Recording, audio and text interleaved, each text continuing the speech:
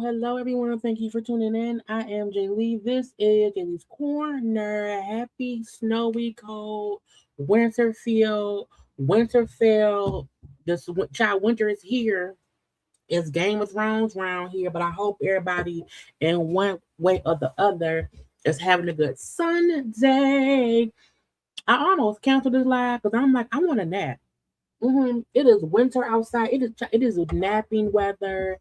I made chili today, and every part of my body said, "Girl, go later." But I said, "No, okay, come around here with your people and have a good old conversation." Okay, y'all know first things first. If you have not done so already, take a quick little moment and make sure to subscribe to my channel, become a JayBird, and whatnot. Okay, y'all know like, comment, subscribe. Those are the things you do, and it's free. Okay. It's free. You ain't got to pay for it or nothing.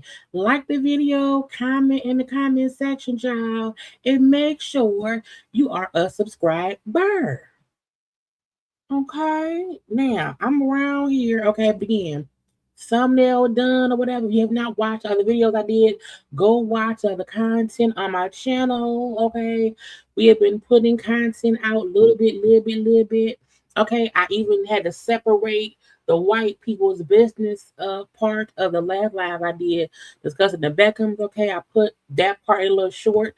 I did part of the Corey Holcomb part in the short, but we're gonna get to the full response that Soul put out because I went and I seen what that man said about that punch he did last year, and it kind of proves he's a liar and a manipulator and a a-hole. But we will get to that in 1 second. But I'm saying I'm here. Hey y'all, how y'all doing? Hello everyone. Child, when I tell y'all it is cold outside, it is winter here. We got another like 5 inches of snow. It's been snowing since 4 a.m. And I know because I was woke. I was woke at 4 a.m. and I looked out my window and I saw snow. And it is now 7:41 p.m. and it's still snowing. Okay, so I called off work tomorrow. Even though I could have worked from home tomorrow, I don't want to be bothered. I want to be snuggled up okay, and not have to respond to no foolishness at all, okay? But I'm alive. I got heat and power and water and food and drink, okay? I got all my wits about me. Oh, did they come? Oh, Lord, hold on. They come to get the trash. I thought they wouldn't come. Hold on, y'all. I'll do it tomorrow.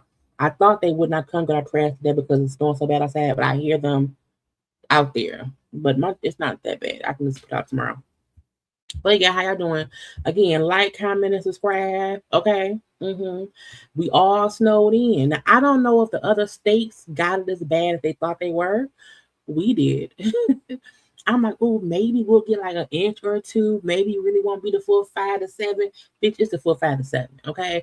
Every inch they promised us is coming down on the ground. Okay. I said, not them being truthfully correct. And it been a little blizzard. I was like, I don't.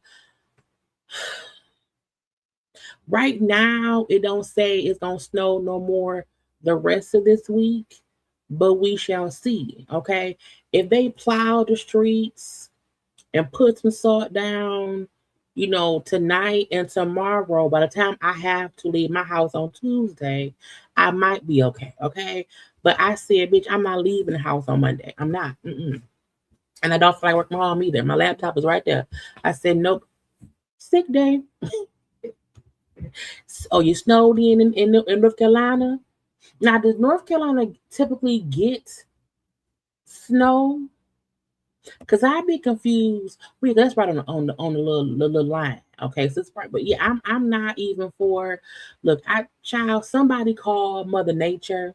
Okay, tell us stop playing with us. We don't need no snow. We don't want no snow. Get it out our face. Okay, just saying. Okay. Oh, it's ice everywhere in South Carolina. Please be safe. The roads here today was crazy. I was like, it's football season. Whatever the football game was going on today, because the folk got to play to see when go Super Bowl. I'm in the house with it. My nephew called me yesterday. Like, TT, don't you want to pay for me to go snowboard? And I said, go snowboarding when, DJ? He said tomorrow. I said, as in Sunday, as in the blizzard. As in bad weather? Hells no. We had a full-fledged, like, 20-minute conversation. Like, he loves snowboarding. He absolutely loves it. And he like, oh, it's going to be fresh snow. I'm like, no, the roads are going to be horrible. No. No. Pick a different day, and I will gladly pay for it. The hell, I'm not paying for you to drive to the snowboarding place, okay? And you'll be thick in the mess of the roads, okay, on a Sunday. No, okay. So again, everybody be somewhere and be safe around here, okay. The reason I pushed my live to 7:30 was because I said, Jaylee, you have to do a good thumbnail. You can't just put up the general one because you don't feel like doing one, okay? Get you one, make it be color coordinated, okay? And because I already had Corey in black, and because I already had the girl who he assaulted, what was her name, child? Christina in red. I said, well, let me try to find everybody else in red and black. And it worked out. Now I had to go to Nene's old face to get her in red, but I feel like Nene's old face, what's still the face we love. You know what I'm saying? Okay. But yeah, I was like, I love it too. Y'all know I love it when a good thumbnail comes together. Okay. I love them because I do them myself. We're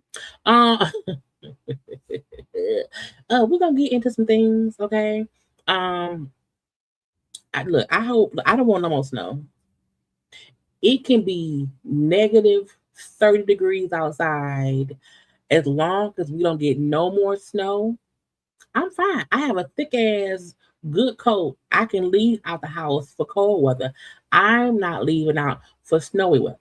Okay, not at the all, not today, not ever. It's kind of crazy. Yeah, y'all hit the like button. I got time today. Thank you. I gave myself a facial before I came on here because I'm my girl. Because I was napping, I was cooking, I was cleaning. And look, y'all look. I've been shopping.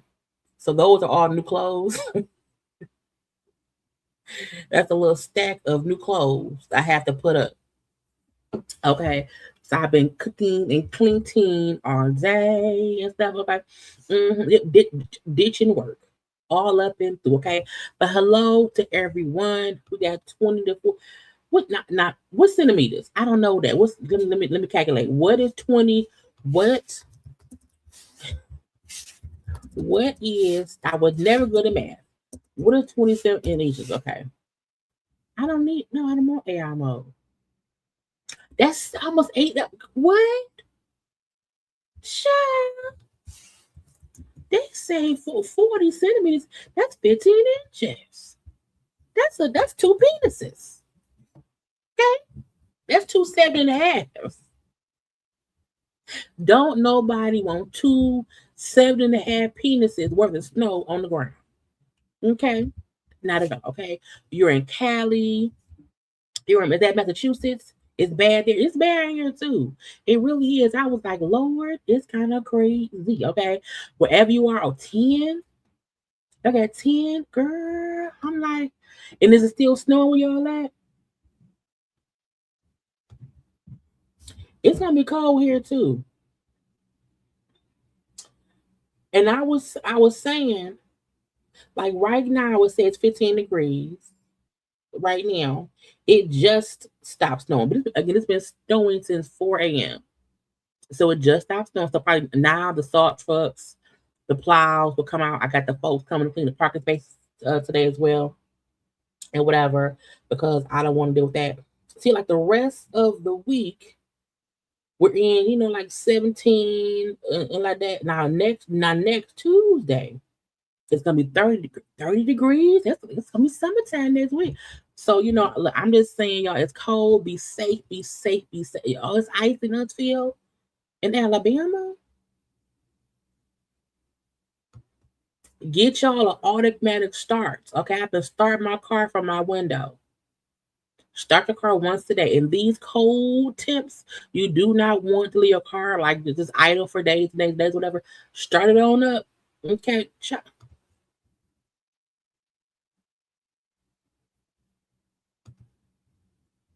right here. That is 80 degrees in Florida. Shut up! That is so stupid.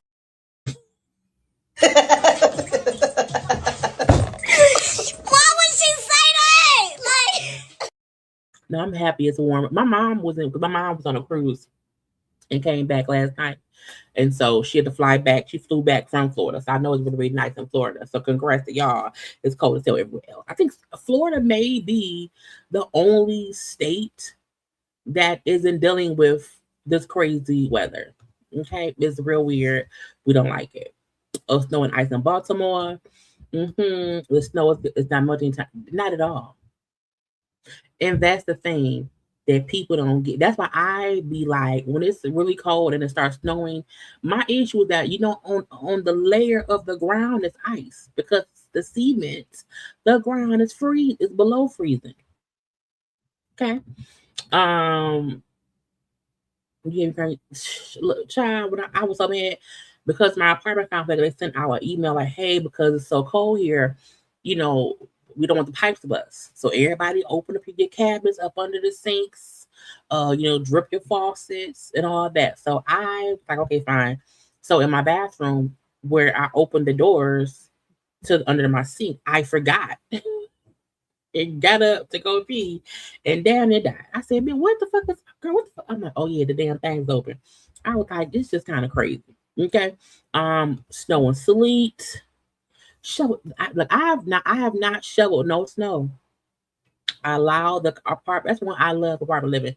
Come show my snow, and that's why I'm now paying other people to also shovel my parking spaces because I don't have time. Okay, but I don't know, but I did see on the social medias. It's like a electric shovel snow blower, and I said I might get for fun next season for the snow because if I'm paying $50 to have 3 parking spaces shoveled only when we get a lot of snow. I could spend a good $100, okay? Get the little shovel blower thing and do it myself, but I probably won't do it either. So I don't know. Been in Michigan, we used to snow, and this is the thing. Yes, we are used to snow here in Michigan. The difference is, as a child, as a teenager, as a 30-year-old. Okay, I don't recall having. We've never had such cold temperatures and snow at the same time. It's usually one or the other. Like we'll get snow, but it'll be snow in 30 degrees, or it'll be 2 degrees and no snow. We're not we're not used to them both at the same time for so long, and that's the part that makes me aggravated. I'm like, and I hate the child. I'm just not. I'm not a weather baby. I'm not, and like I can drive in the snow. I just don't want to, and I could do whatever. I just choose not to. But I'm like, give me one or the other. Like, please snow on the weekend while I can stay at home. Don't snow when I gotta go to work. Okay, do not snow and give me negative 15 because my salt won't work in it. I can't do that. Okay, 6 inches in Philly. Okay, hey, a drink for me. After y'all said, yeah. I ended up with a bad cold because yeah, and we cold, sickness, all these things. Okay, it's like I don't want it. I don't want it. Get you a hot toddy. Okay, get you some liquor, some dark liquor, some honey. What goes in the hot toddy? Him? He's a damn barista. Get you some lemon. Is lemon liquor? Is that all? I guess Antigua. I don't know, but get you a hot toddy. Let that be that. Okay. It was stored in Georgia. And stuff was stored in Toronto. I had look. I got the math had the math in my head, and when I was like, oh, 15, that's 2 7.5, so that's 2 dicks. I don't know, type of my brain. I look. I have look. I have a perverted brain, and I try my best to keep it contained. I try my best not to make everything a perverted conversation, but sometimes it just slips out like a penis. Anyway, but yeah, okay. Arizona's in the 70s. My brother lives in Arizona. No, when I woke up, the car was gone. But I think someone else called and got them a ticket. Why my mouse keep being weird? I do have a snowplow. I got see, that's the thing to do. Ice in Louisiana. It's just too much. It's too much going on everywhere. Okay, not flip flops. We're gonna put you anybody is in a warm state. Get out.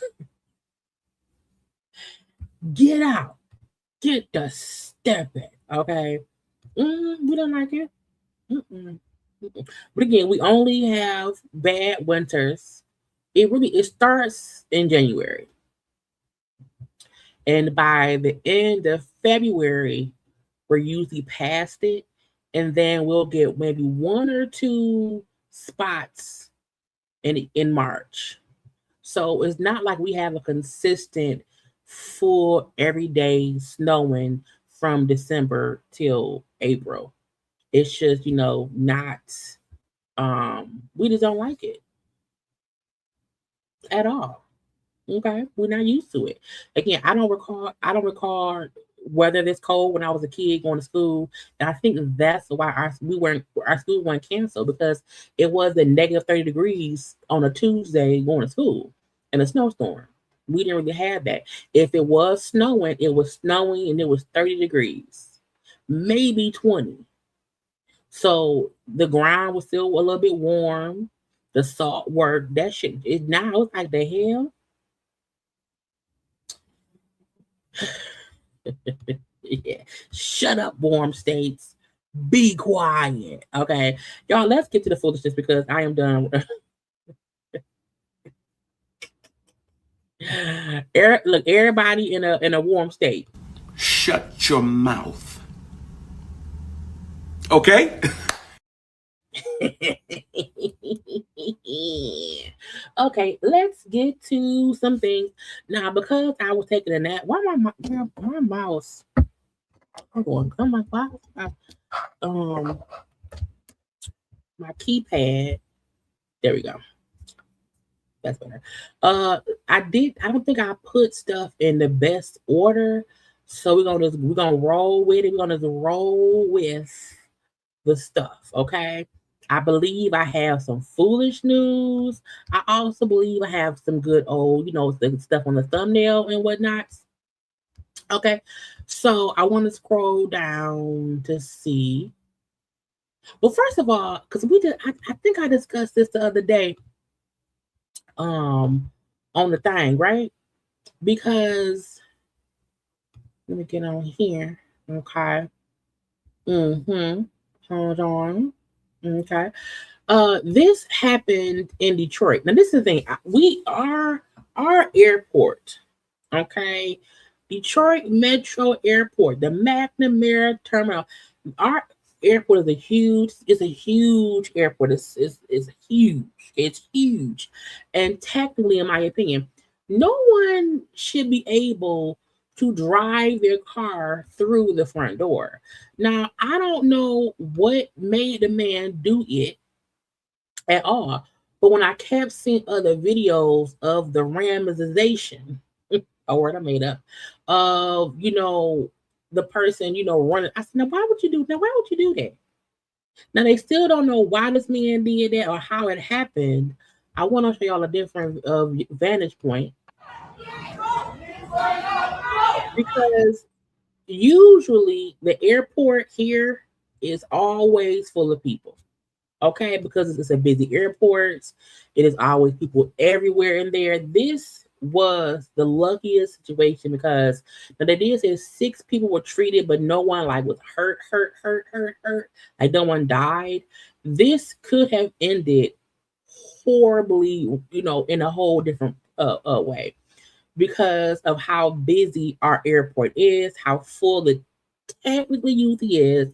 That terminal is a busy terminal by Delta Airlines. So I'm like, would you late for a flight?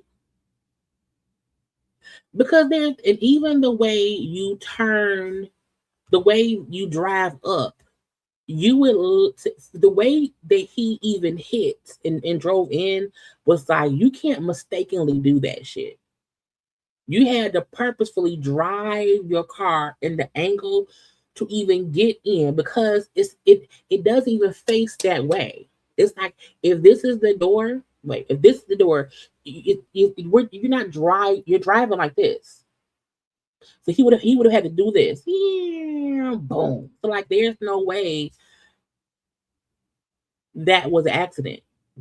It just wasn't. And then he was so cognizant after the fact, child, this there's not an easy way for anyone to crash into any part of our airport because how you drive up, you're not driving up towards the doors. You're it's like this. Even if it's a little curve, still curving, but it's still away from the entrance. I'm like, this nigga's crazy. Okay. So he was arrested. Now they have not said why the fuck he did it, because he crazy, deranged individual. And I think the only reason we don't have like I would say better footage or more footage is because no one is ever just recording at the airport at the doors at all. So the couple of videos we got we was lucky. Now I'm but what is security footage? The security, where y'all at? And then because this is a federal building, is there a bomb? Is there a shooting? Like you have to like jump into action. People are already crazy right now. Okay, it's already insane. So them having to even figure out what the fuck is going on. A car where? In a terminal. That's like someone saying, hey, somebody just drove a car through the front door of the White House. The White House, How they do that? I was like, bitch. So they since then they have closed down the terminal that with that entrance because they had to board up the doors. But again, only they treated 6 people. They weren't broke. They no one died. No one died. Yeah, you know what, Miss T? Probably true because it's so cold outside. No one, it ain't that much traveling or whatever.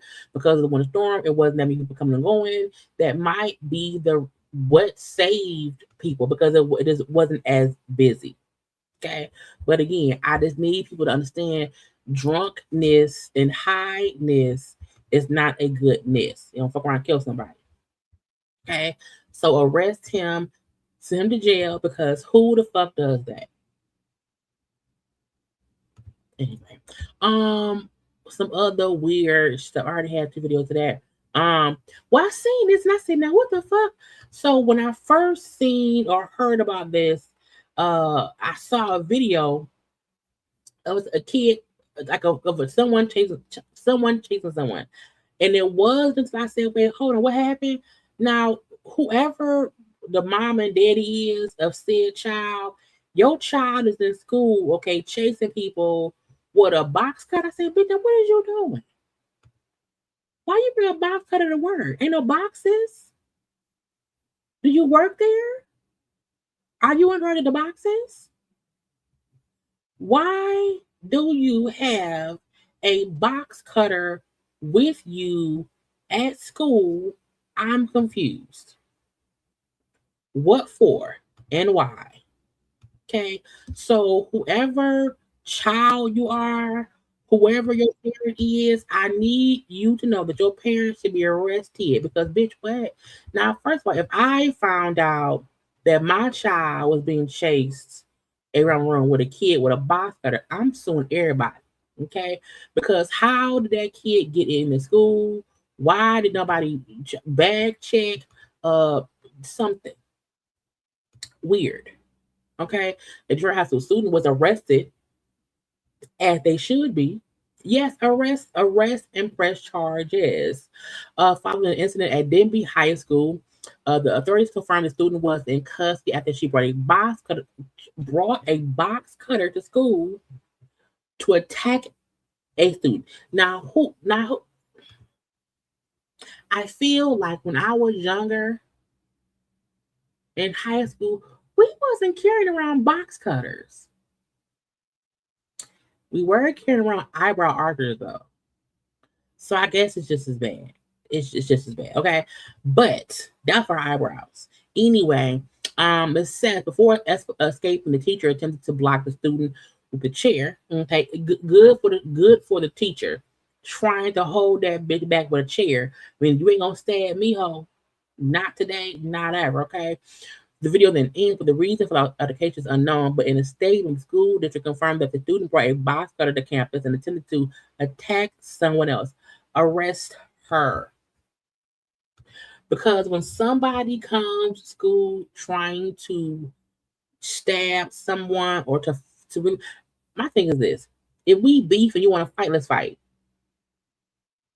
Okay, if you want to fight, let's fight. I don't mind kids rough housing and having regular fights.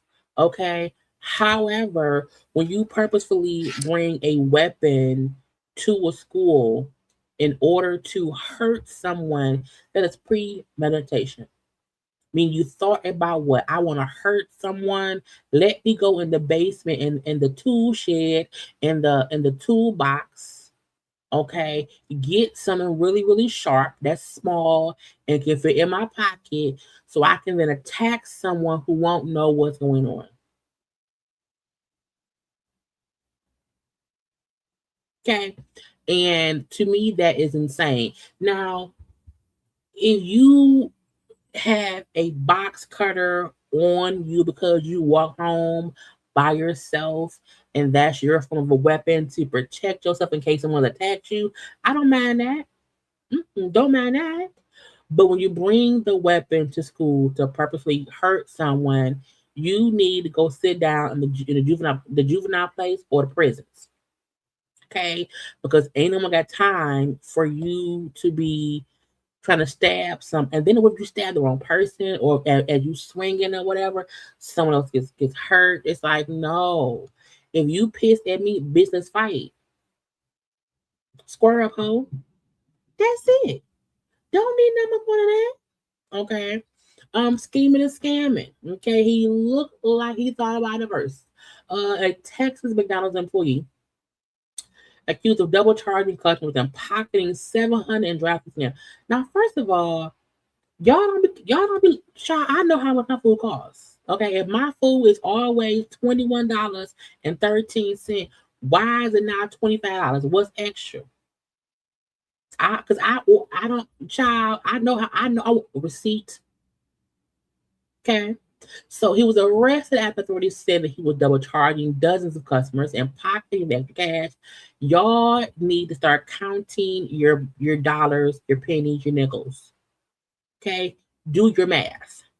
Okay, 1+1 =2. If someone tell you that 1+1 =8, you're stupid. Okay, per Fox 8, 19-year-old Giovanni Blount was taken into custody after the Springtime Police Department issued a public alert warning. Wait, public alert warning residents who recently visited the fast food chain that their credit card statements for suspicious activity. Credit card fraud too? They say he processed legitimate customer payments, then used a personal payment device to tap their card a second time, charging an additional 10 or 20 per transaction. See, that's where you have to be sure that your debit card or credit cards are set up to where you are getting a notification if your card isn't swiped. Okay, because if your card is not swiped, your bank should email or text you. Even when I'm making payments or if I'm using my card or whatever and I'm shopping, okay, I'll get a text or email saying, "Hey, no card was used. The card was put in there." You have to make sure because they thieving and scheming, scamming. He was smart because he know they're getting a receipt for their little $8 order. But if you don't have your bank say, "Hey, text me in case any charge is charged to my card, that my card is not swiped."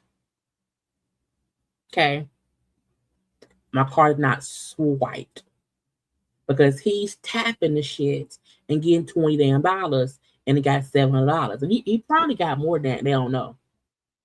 Okay, so y'all, when y'all go to these restaurants, one, I like to only go to restaurants I'm familiar with. That they're my regular ones. I'm not going to the random McDonald's. Okay, no, I'll wait till I get to my area. I know the cashier lady, and I will watch them. Where you going? Where you going, my card?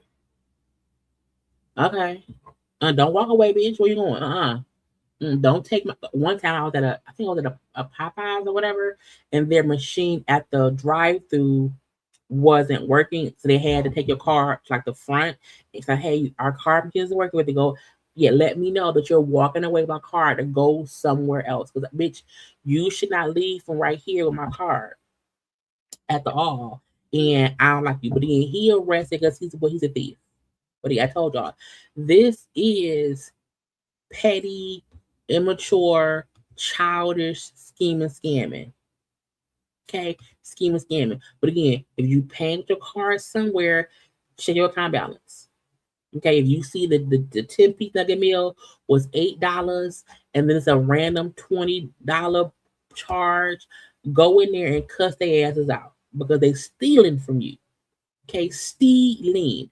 I seen this the other day, and I need y'all to know Cameron gets on all my nerves. People who used to date Cameron, Jim Jones, the gang. There's a few rappers who I feel like are trash individuals. And so when I see, the ex, I'm like, y'all did that nigga for what? He sings horrible. So Cameron had his ex-girlfriend on his show discussing bad investment. Any man who talks to you in this embarrassing way, he never loved you. Exactly. Why does that matter? Do you have a girlfriend right now, Kim? I don't need nobody to protect and provide for me. I'm not looking for that. I'm just trying You're to a say. man. I wouldn't expect that. I'm just trying to say that this is the thing that you think that because you're dating somebody, like for instance, right? Give you an example. So as a woman, if I share my body with a man, I shouldn't expect him to want to protect and provide for me.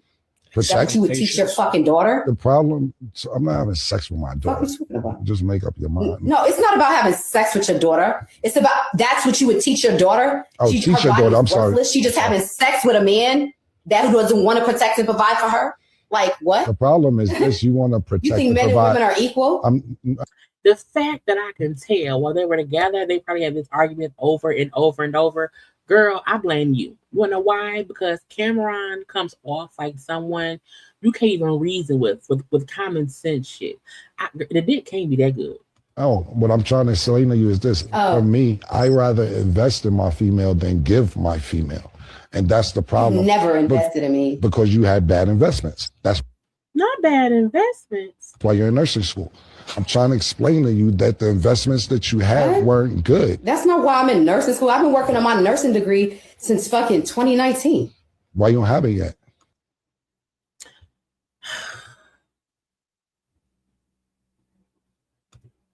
I opened the business to help me get through nursing school. Which was passive income. Which was a bad investment. They've had this argument over and over and over. One, maybe it's taking her a little bit longer to get her nursing degree. Okay, maybe she don't want to go the shortcut route. It might take her a little bit longer. And if she did open up some kind of business to keep money in her pocket to stay afloat, why is that a bad investment? Right.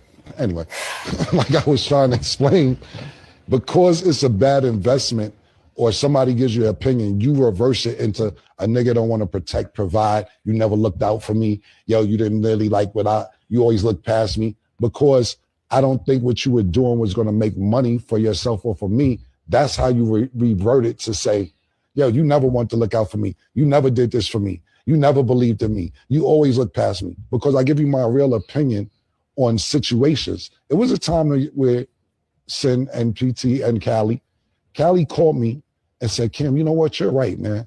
I be bugging. Oh. Exactly. I don't trust no man who want to tell you that what you're doing ain't working. I'm like, nursing school is hard. Period. And technically she's right. If we together, and let's say you are the money maker, and I'm the girlfriend, I'm the house keeper upper, I'm the baby watcher or whatever. I'm also trying to go to nursing school. You should want to help me, help you, help us.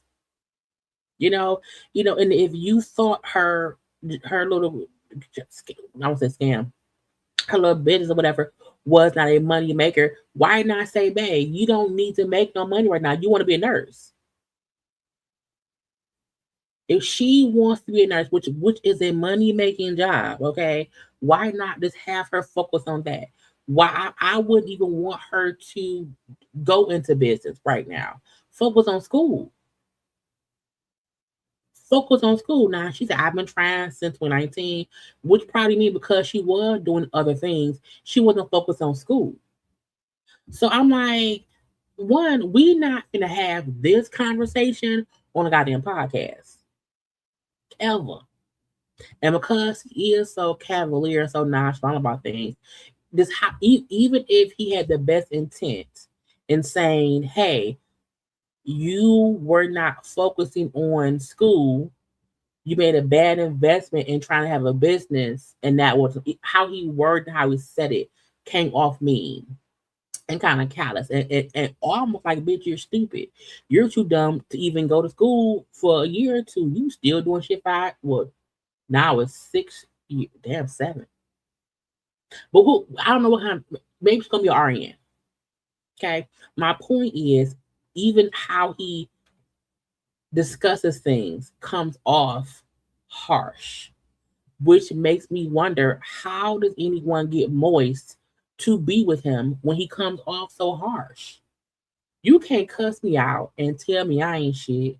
And my ideas is not money making, and I'm a dummy in nursing school for 7 years. You can't tell me that, and I'm so fuck you at all. Matter of fact, you can't tell me that, and then after we break up, we having a conversation on your podcast.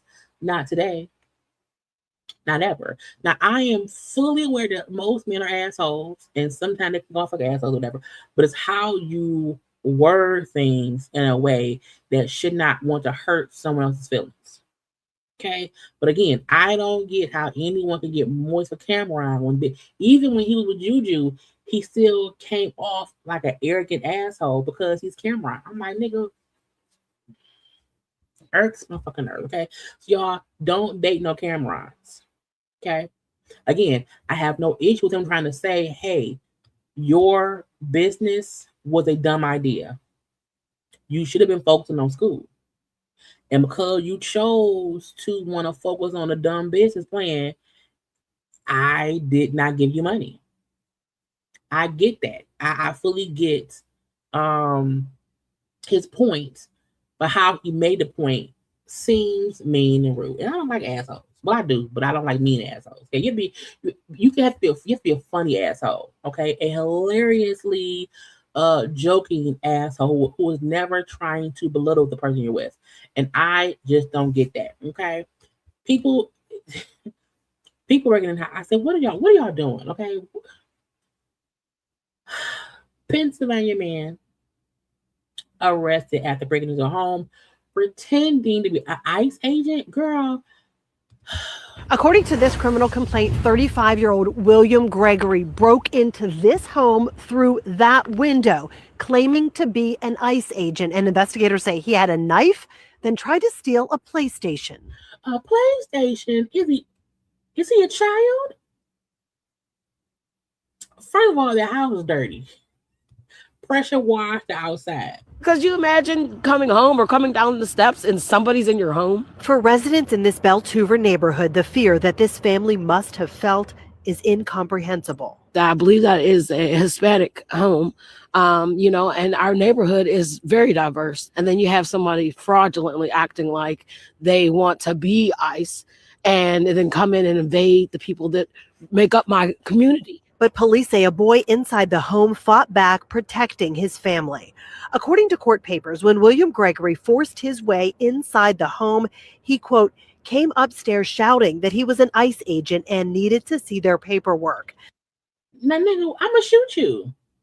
The criminal complaint says Gregory then pulled out a pocket knife and threatened to stab a juvenile, quote, as he began to steal his PlayStation console and controllers. So he's a crackhead. A crackhead broke in someone's house to steal stuff to sell for crack.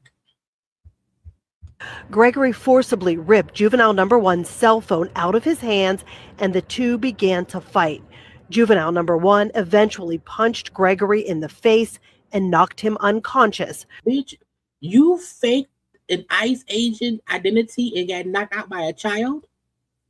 Your crack strip did not work?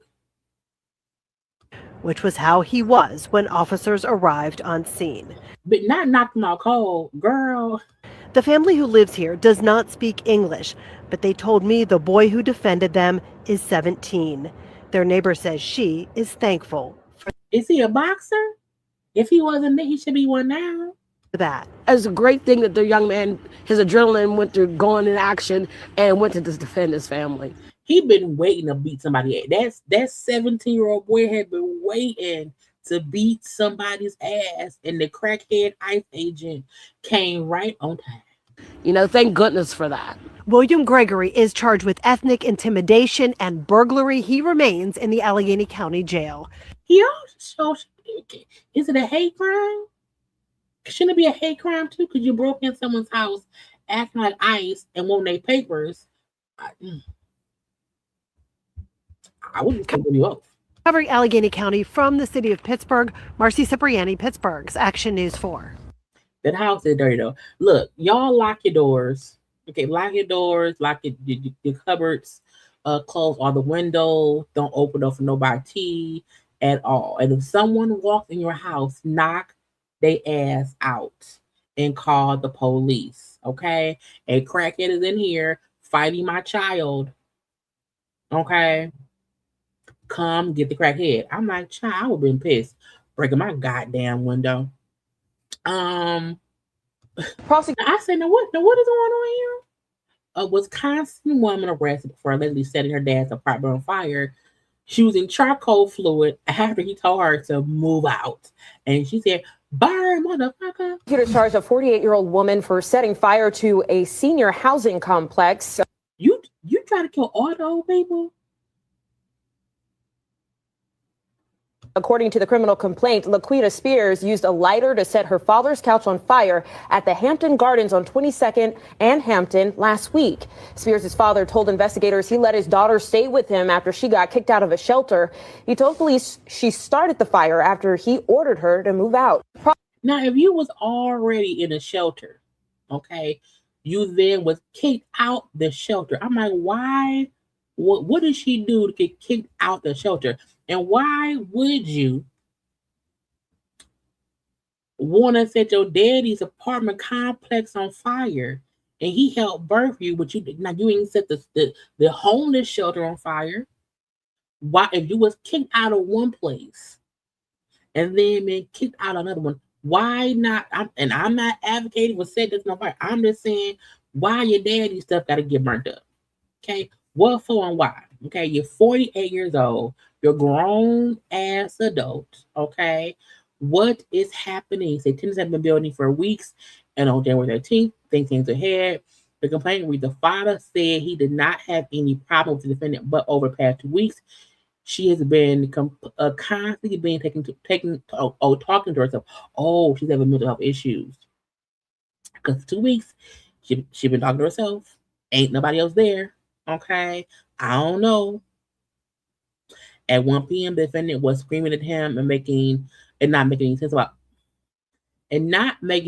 about $5 that should have been lent to her by a family member. You fuss up $5?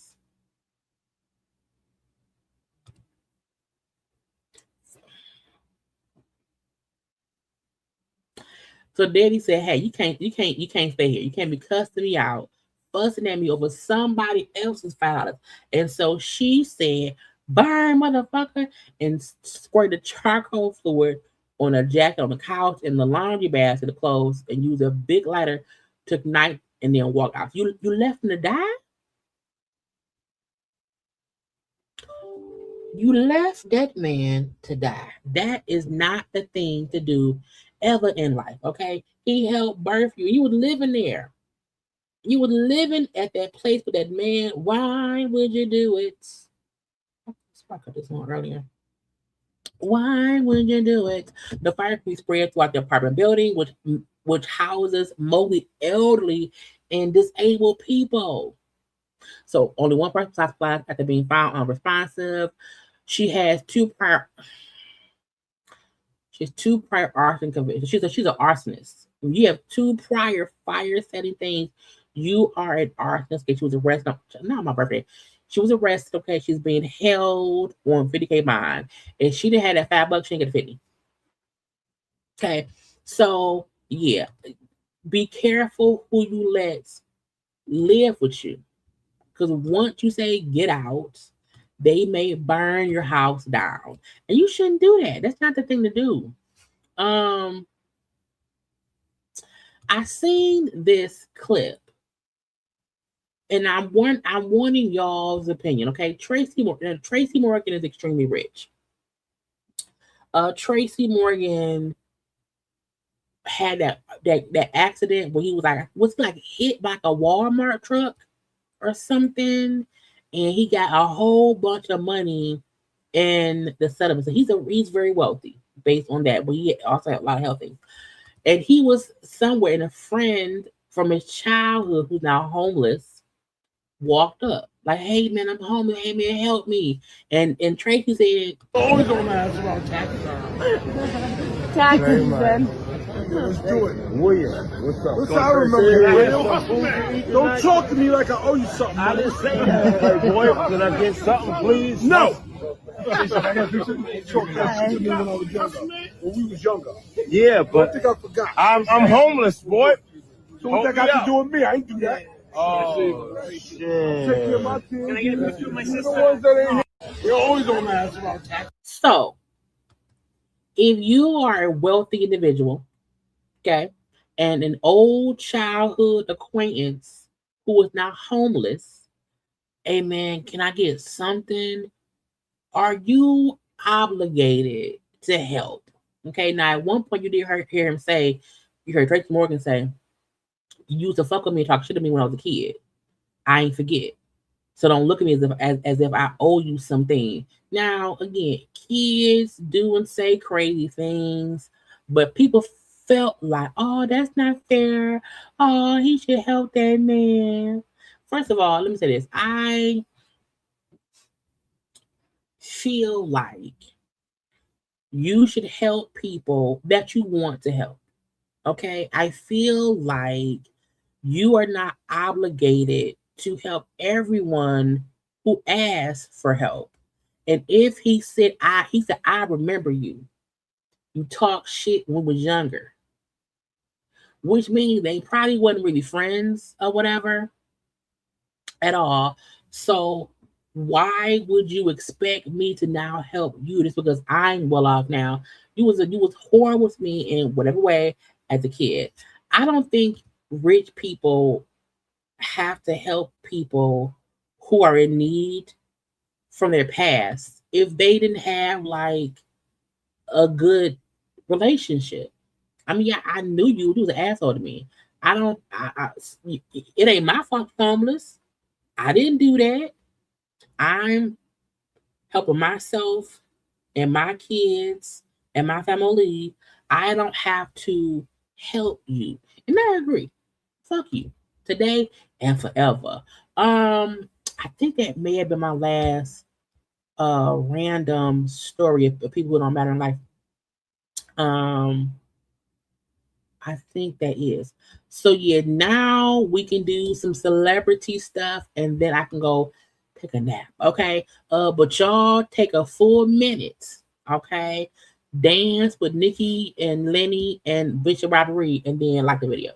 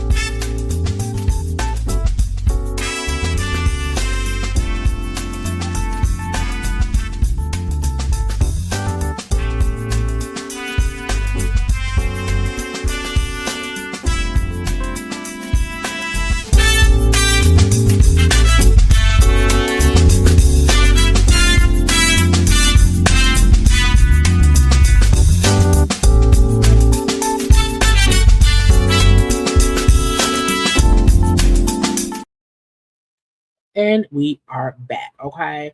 Let's get. I'm gonna start with who do I want to start with? I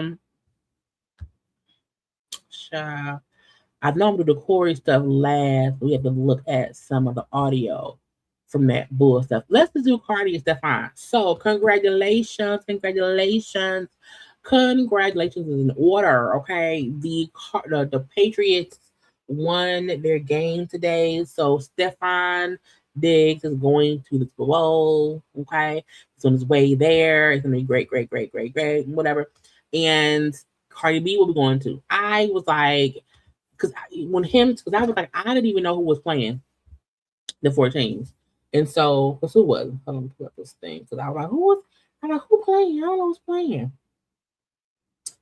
It was the Rams versus the Seahawks and the Broncos versus the Patriots. So I was like, I want the Patriots to win because I want Stefon to win because I like Cardi B.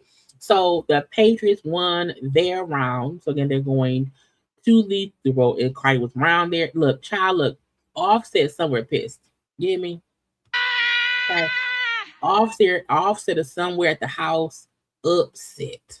Okay. He can't believe it. Let's go! Take it to New England. It is cold as hell outside. To the Super Bowl! Let's go! Take it to New England. I kept hearing folks say the Stefon Diggs now is more mature and focused than he was before. Okay, so that's a thing. That's my baby! And for folks who keep talking, he crying? Oh, it's cold outside. He's emotional. Okay, because there's a lot going on. Okay, I'm in court. I gotta go to court after the Super Bowl.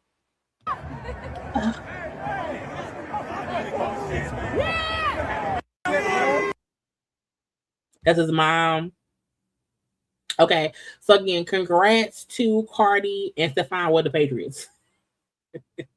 I attach any of unless the line, I attach any of the team to who a football player is with. Okay. I'm like, oh yes, Stefon and Cardi, Russell Wilson and Sierra, okay, Jonathan Owens and oh darn, Simone Biles. That's how I connect sports to real life. It's like, who was a football player dating that I know from entertainment? Okay.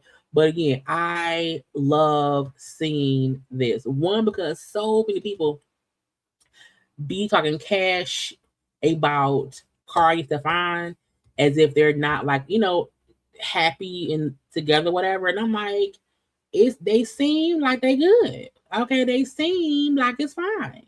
It seemed like he loves her and she loves him and they in love right now. Okay, and again, we don't know.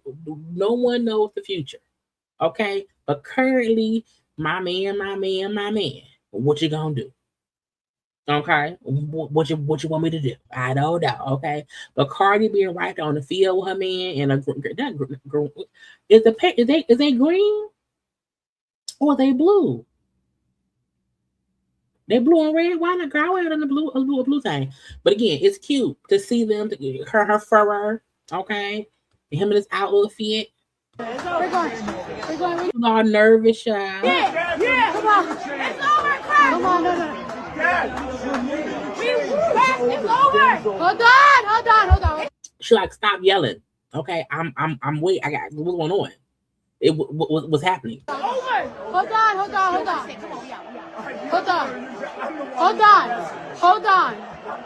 It's over. We got a first down. Come on. They can't do nothing. It's over. It's over. It's over. Yes. It's over. Come on, let's go. And that's how you act. When your man has won, okay, and you're going to the Super Bowl, okay, let's go. Let's go. Today, right now, okay? So, I want to see what she's going to wear. I want to know, will Bad Bunny have Cardi B come out for them to do I Like It? Okay.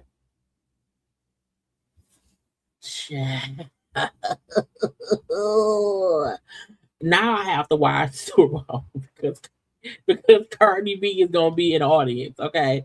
Now I have to watch to see what Cardi B gonna do. I was gonna watch at least the halftime show, but now I would have to watch the actual show because I'm like, child, what would Cardi B like to be on the field? Okay, the outfit because her man. I don't know. I gotta see. Okay. Now I don't know who, and I also wanted this as far as Stefon. I don't know that man. I don't know that man. I know he got hurt at one point. He was, was doing PT at one point. He came in this season like a beast. That's all I've been seeing. That's all I've been seeing. Okay. And seeing him openly, be emotional about his win or whatever. Because again, the man got court cases. Okay. He has allegations against him. Now he ain't been convicted of nothing. I'm just being fair. So again, the overall emotional part of it is, a thing to see. Because when you go through hard shit and you then come out of the side and you are being celebrated for your work, that's great. Now again, if he is guilty of the things that he's been accused of, that's a separate conversation. But right now, congrats to Stefon and the Patriots for them winning their part of the thing, and they're going to the Super Bowl. Okay, now I don't know who won the second game. I believe the second game is still being played right now. But again, congrats to them. But again, him and Kurt girl, my man, my baby. Okay. And again, Offset is somewhere punching the air.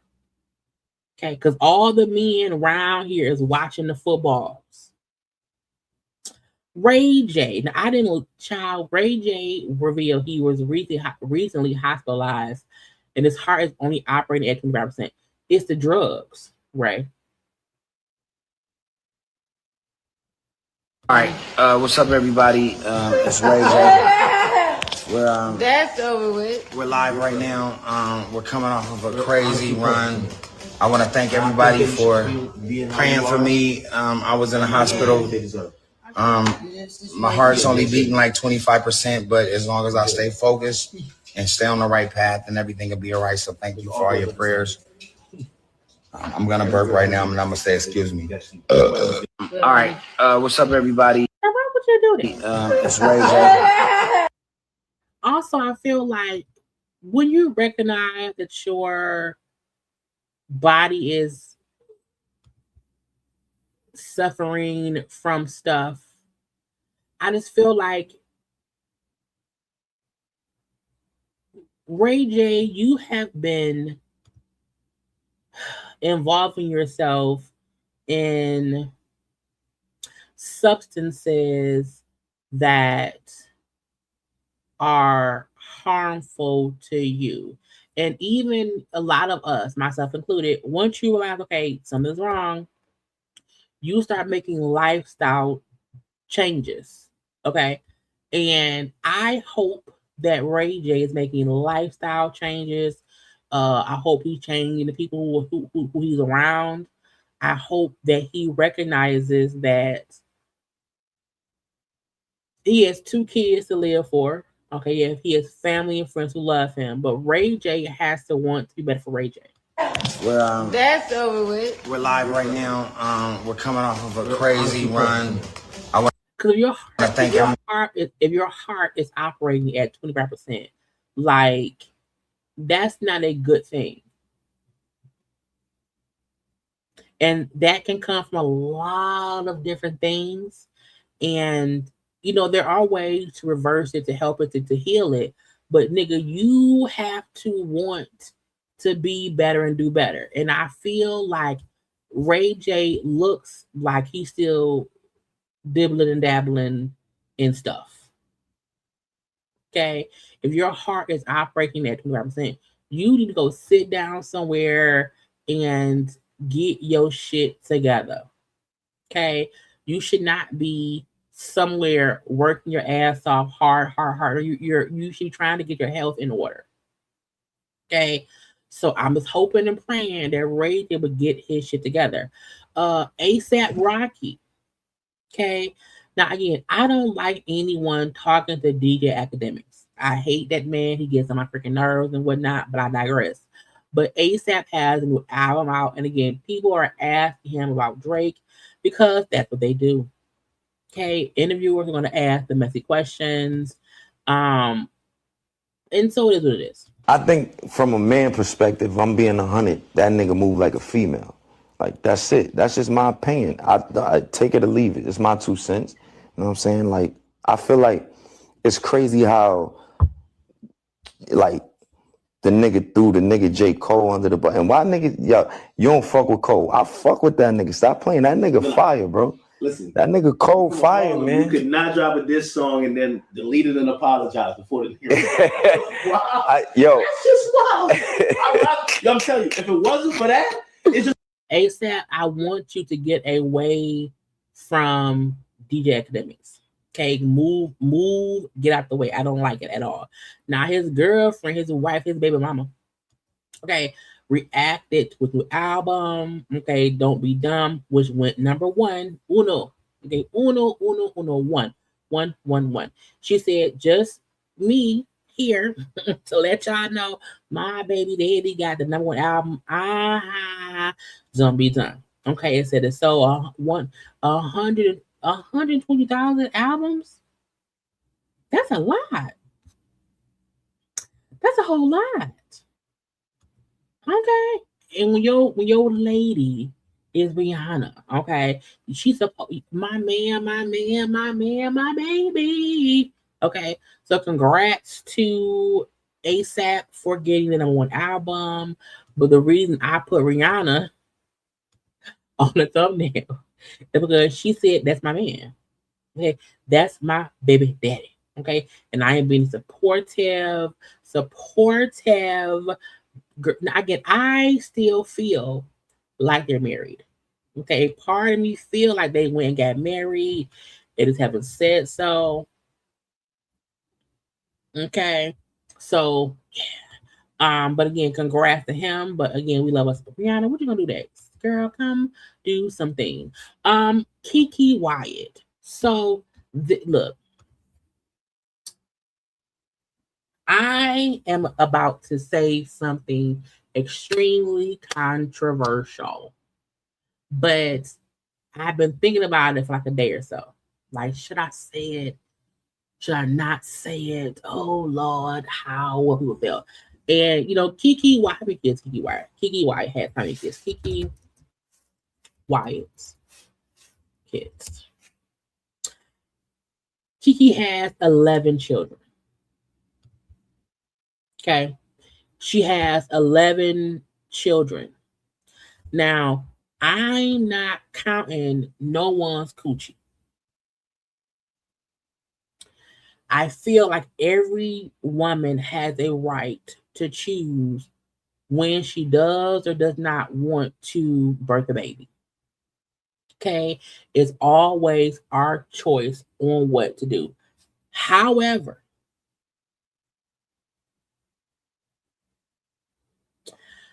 when Keke was pregnant with her last child, this one here, okay, whose name is, I think it's Keziah Jean Daring. That child was born in 2022. While she was pregnant with that baby, she told people that they were told ahead of time the child would have many, many health issues. Okay. Keke made a decision to keep the baby.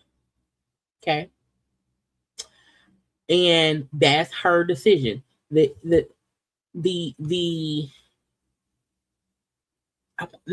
the issue, for lack of a better word.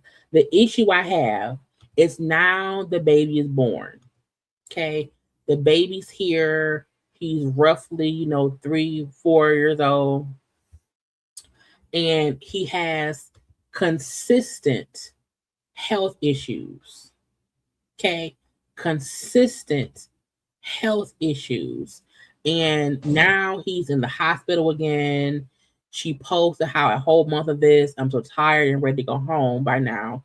We have been in this hospital since Christmas Eve. We have spent Christmas Day, New Year's Eve, New Year's Day, and now the middle of January. And I'm just so tired of seeing my baby like this. Please keep us in your prayers. I really tried to stay quiet this time, but we could really use your prayers. And again, how my sugar bears? Hi, big. What are you doing?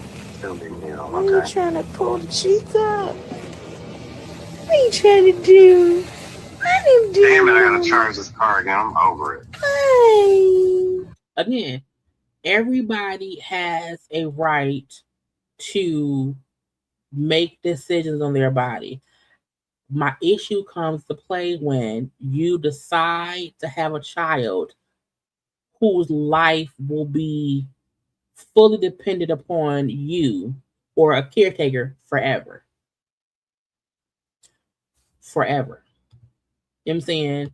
And I think at some point we have to be like, what's better for the person being birthed? Would they prefer to be here and not have any type of pain-free life? Or would they want to be here and just have to deal with whatever pain and suffering comes from the ailments that they were birthed with? Now, I'm not saying, if they say it's a possibility your child might be a little bit whatever, that you should be like, oh, boy, I'm not saying that. But when they tell you verbatim, hey, this child, is going to be a lot of issues. You already have 10 children. One of her older kids, I think either had cancer or still has cancer. So all I'm trying to say is everyone does need to make their own decisions, but in conjunction with loving every being that you birth, you also have to ask yourself, do I want my child to be in pain forever? Because God forbid something happens to Keke, who would then be taking care of her son? You know what I'm saying? I think we have times where parents don't know their child could be born with any kind of ailments, any kind of health issues, and you deal with it as it comes. That's one thing. But because she told us, hey, they told me, it's gonna be a touchy birth. It's gonna be some issues, but I'm gonna still choose to have my baby. And then now we are, 2-3 years in to him being here, and he's having for most of his life, he has been having to fight daily. And I think that's the point where you have to ask yourself, is it fair to my child to put them through this because I just want them here? You know what I'm saying? So we have all the prayers and all the well wishes to her son. We absolutely want him to be better. You know what I'm saying? We want him to be as better as better can be. You know what I'm saying? However, we also have to realize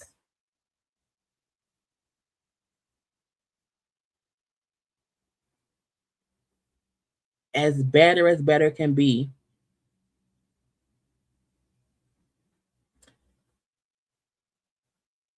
he will always need someone to fully take care of him.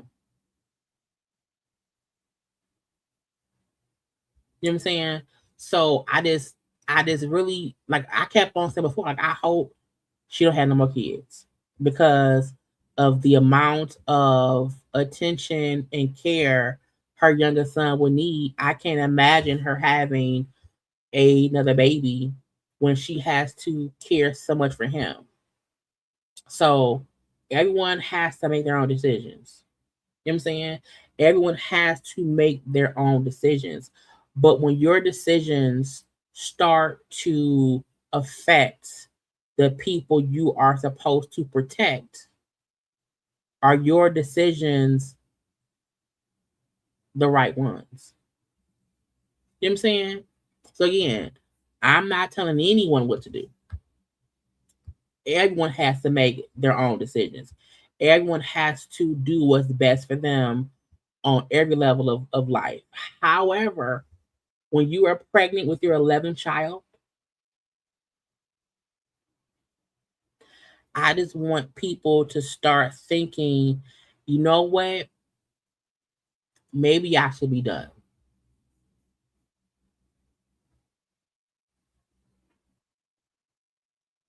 You know, maybe I should be done. So again, we still prayers, love, and light, positive energy, healing energy over that baby boy. For sure. Because he's here now. He's here now. But because Wyatt keeps having kids, I'm just hoping and praying she don't be like, okay, I'm gonna go for number 12. You know, that's my point. I think we try to be like, oh, because again, it's everybody else's decision on what they want to do with their body. You know, no one can tell anyone what to do with their body. That's their choice. And maybe she thought her child would not be as sick as he is. And so she made the best choice that she wanted to make. My only point is sometimes we have to make hard decisions to not put other people's lives into the harmful realities of today. Because when that baby is 20, okay, and whenever Keke Wyatt leaves this earth, she now has to be sure there's someone there to care for him. Because now the main concern is that he will be okay for his whole life.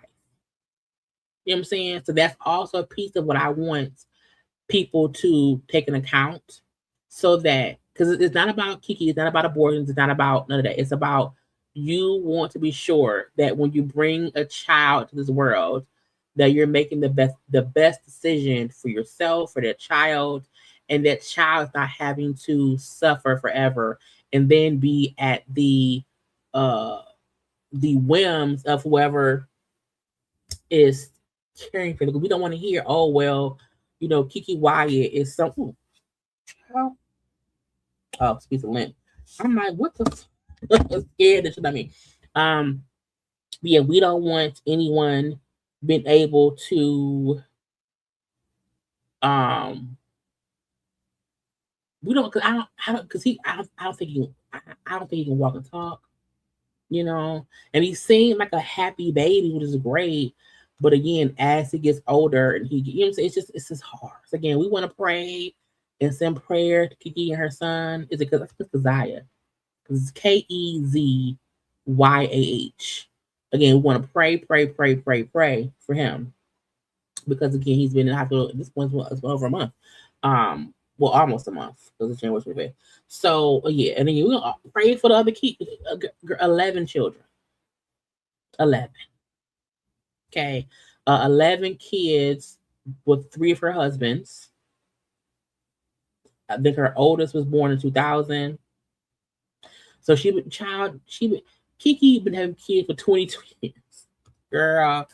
Anyway, y'all send her some prayers. Okay, well wishes and all that stuff. Okay, we want the baby to be home, be healthy, and all that. We're gonna pray to God that he is healed from any ailments that is his body is going through. Portia. So y'all know I feel like Portia's a schemer and a scam. Okay, now Portia's still dating this girl. What's your name? Sway the Pro. And because Portia's away filming the Ultimate Girls Trip, Portia sent her girlfriend a reminder of her. Y'all, so my baby's out of town filming for a show, right? Look what she sent me while she out of town. Bitch, a Portia pillow? Girl, that a Portia pillow. Babe sent me a pillow, okay? She said, you're not going to forget about me. Okay. And she looking good. Babe, this is crazy. And it's so big. I don't know if y'all can see how tall it really is. Babe, you sound special. When I was younger, my cousin had a girlfriend. And they always called each other bae.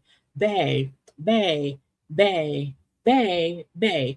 And because their relationship was entirely insane, I fully always felt like when people only call someone bae, bae, bae, bae, it feels fake to me, based on my cousin's past relationship. But Portia and Sway the Pro want us to believe they're a real couple. Okay. Let me put this right in the bed with me. No, I'm getting your reaction to send it to you. She did not fight me. Yeah, P. Yeah, P. What? Oh my God. Hold on. I gotta. Because I need y'all to see how big this pillow is. All right. Damn near life size. Thank you, baby.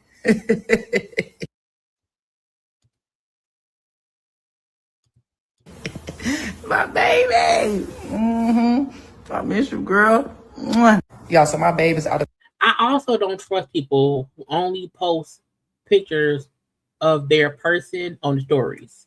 Like when your feed is only you and you post y'all in the stories, I feel like it's a test relationship. It may last. But Portia and her bae, okay. Y'all think Pilar knows this girl? Y'all think Pilar didn't met the girl? Y'all think Portia let Sway the Pro come spend like at Simon old house? I just wonder. I wonder when people have children who are like, because PJ is old enough to like know mommy got a girlfriend. You know what I'm saying? And mommy what that mean? Because daddy got girlfriends too. So I just wonder like how intertwined are their lives? Like, because if you send her Portia pillows, okay, that mean y'all done bumped uglies. Okay, y'all didn't scissor a little bit of that. So I'm like, is Sway the Pro like involved in like, you know, like do she cook pancakes for Pilar on like Saturday mornings? You know, I just wonder how close they are to where in one breath Portia will say, I'm gonna be real private this time about my relationship, but they still post little stuff out in the public or whatever. I'm like, is it real or fake? Okay. If Portia and the girl is still together in a year, then I will believe it was real. Okay. If they break up in the next 3 months, I'm gonna feel like it was for the show. Okay. It was for the show. Mary J. Blige. So Mary J. Blige was on the In Real Life podcast with Angie Martinez. And we had seen a lot of footage when she was on tour. And people kept saying, oh my God, Mary looks bored, she looks tired, she looks like she's ready to go. What is going on here? You know, and even I said, well, Mary does look tired. She does. So Andy Martinez said, well, hold up, man. What you talking? Was you ready to go? What was going on? Okay. The tour, they said, girl, you exhausted. See the memes, because you know you be on stage doing your little, and they act like you don't want to be there. You talking about the ones they talking about when you be like, yeah. So let me just say this. I was exhausted because I was on the 30th show of 40 shows. So you actually were tired. I was exhausted. I mean, I've been working hard all my life. Sometimes you get tired. So for people to be like, oh, she looked tired. Yeah, I was tired. I was. I think Mary J. Blige now, you know, I think she's in her 50s. I'm 44. I think she's maybe like 50 at this point. And I don't recall her being in any big tours before. So that might have really been her first full-fledged, you know, huge tour that she did. And that, you know, she can be tired. I guess so. I was tired. Today I'm not. These women out here in this business are working really, really hard. You know, Beyonce has 100 shows. So yeah, she's going to be tired on her 50th show. I have seen many of Beyonce shows on TikTok. I don't recall ever seeing Beyonce on stage tired. We've only seen Beyonce tired on if we see a behind the scenes making of something. That's the only time we'll see her like needing to rest. So I think that's the only difference between Beyonce and anyone else is Beyonce is never tired on stage. She might be tired when she's about to take a break. Now I'm not saying she don't be tired. We don't see Beyonce tired. Hell, we don't see Ashanti tired. Okay? We don't see Maya tired. Okay? So maybe using Beyonce wasn't the best example. Okay? At all. But again, Mary is a different type of artist. She's a different kind of person. Mary also has a very nonchalant, if I'm not gonna pretend to be, you know, in a good mood if I'm not in a good mood. So I think that's also the difference in it as well. But I'm like, to me, I think the issue with Mary's tour, Mary, you're not a dancer. You've never really been a choreographed, you know, none of that. Okay. Do your little dance and that's it. I think Mary was, someone told her, hey, you have to dance and perform. And she danced and performed for 40 shows. And I'm like, that to me, let the dancers do that. Do your 1-2 step so that way you're not tired. When I'm like, why the fuck is she doing fucking routines and shit? Why is it synchronized dancing? What is going on? So what is you doing? With Beyonce has always been a choreographed dancer with you. She's always done that. So it makes sense for Beyonce to dance in her show. Even though now, well, no, Beyonce is good now. She be dancing her ass up. You know, whoever told Mary Blige to be a dancer, that's who fucked her up. She gonna her neck, whatever she be doing, it's gonna look like she need to stop doing it because she's done it for 50 shows. Has Mary J. Blige never seen Beyonce concert? I feel like Mary ain't seen one. Because, girl, what Beyonce concert is you watching that you think Beyonce look like she don't want to do that no more? Who told you that? Who show you watching? That ain't what we have for Beyonce. That would be Beyonce. Not at all. We'd be surprised at how much energy she has from start to finish.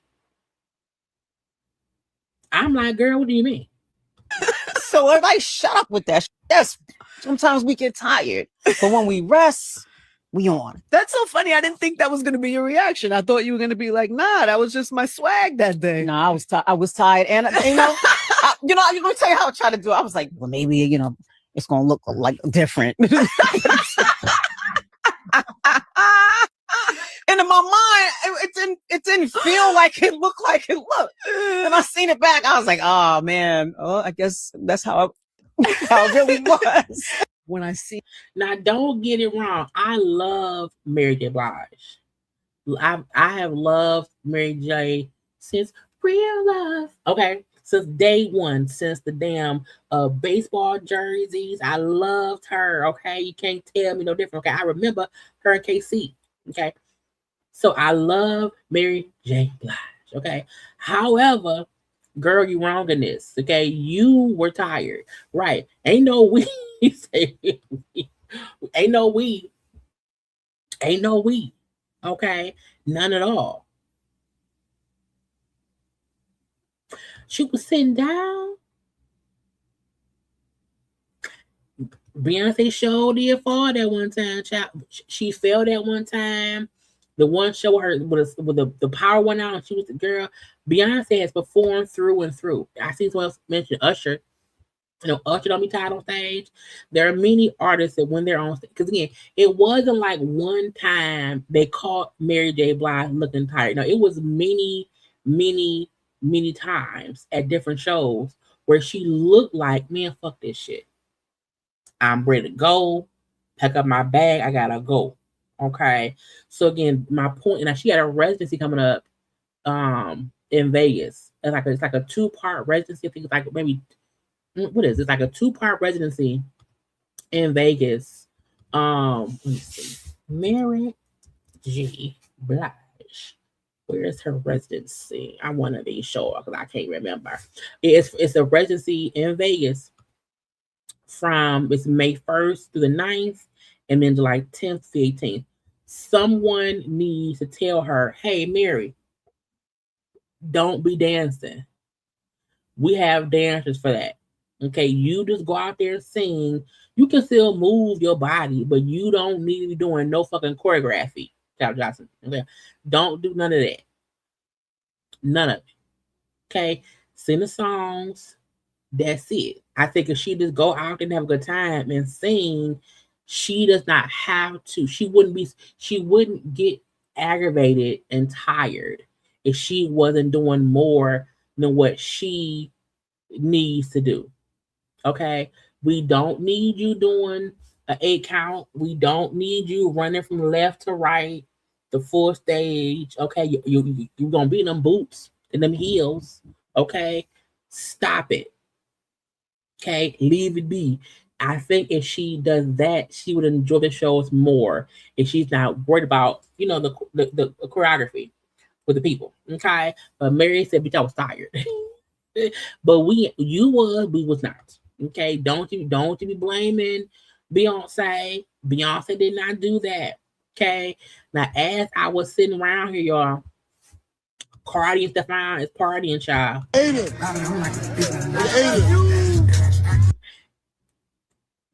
I hope Cardi is on birth control or something. Because I'm telling y'all, okay, if she not on something, she don't get pregnant tonight. And we do not need another baby. Okay? We don't need it. But Stefon looked like he's going to child through the mattress. Okay? Through the mattress. Anyway. Also, I just saw this too. Look at Karen. Child, Karen is out of prison and looking good, child. I don't know what program she used in prison, but Karen came out looking great. A better wig. Okay, and whatnot. You better. Now she's sober. We're gonna hope and pray she's sober. Okay. Karen, she got a driver. Because I don't think she can drive for like 5 years or something like that or whatever. But again, Karen, like, I'm back. Okay, I saw that. Let's go to the housewife stuff because I am messy and petty. Oh, wait, we did boom, bam, bam, bam, bam. Yes. Let's go to the last. We're going to do Corey and we'll cuss Corey out. We're going to all leave it there. So, in my opinion, we know that we have the I think it's called Real Housewives Ultimate Girls Trip, like road trip or whatever. Now Nene is not a main cast. Nene is one of the girls, okay, who they're going to see. So we see, Giselle right here. We see Phaedra, Vicky Gunkelson, Kyle, Nene, Portia, Teresa, Luann, and Lisa. So I am very aggravated because I feel like one, BravoCon just happened not too long ago. Okay, they announced this show at BravoCon. They have not spoken Nene's name at all in the past, 5 or 6 years. And now that she's going to be one of the people on one of the B-side girls to this show, I'm upset that we're getting so much footage, so many pictures from stuff they're filming right now. Why would y'all let this shit leak? Now they posted saying, hey, post this before it leaks. Nene back. However, if we only got this one picture, cool. Fine. That's just one. We can deal with this one picture. That's okay. That's fine. My issue is with this one picture. Okay. Everything else they did is also out. Bling, bling, bling. Bitches is mad. Like, this should not be posted.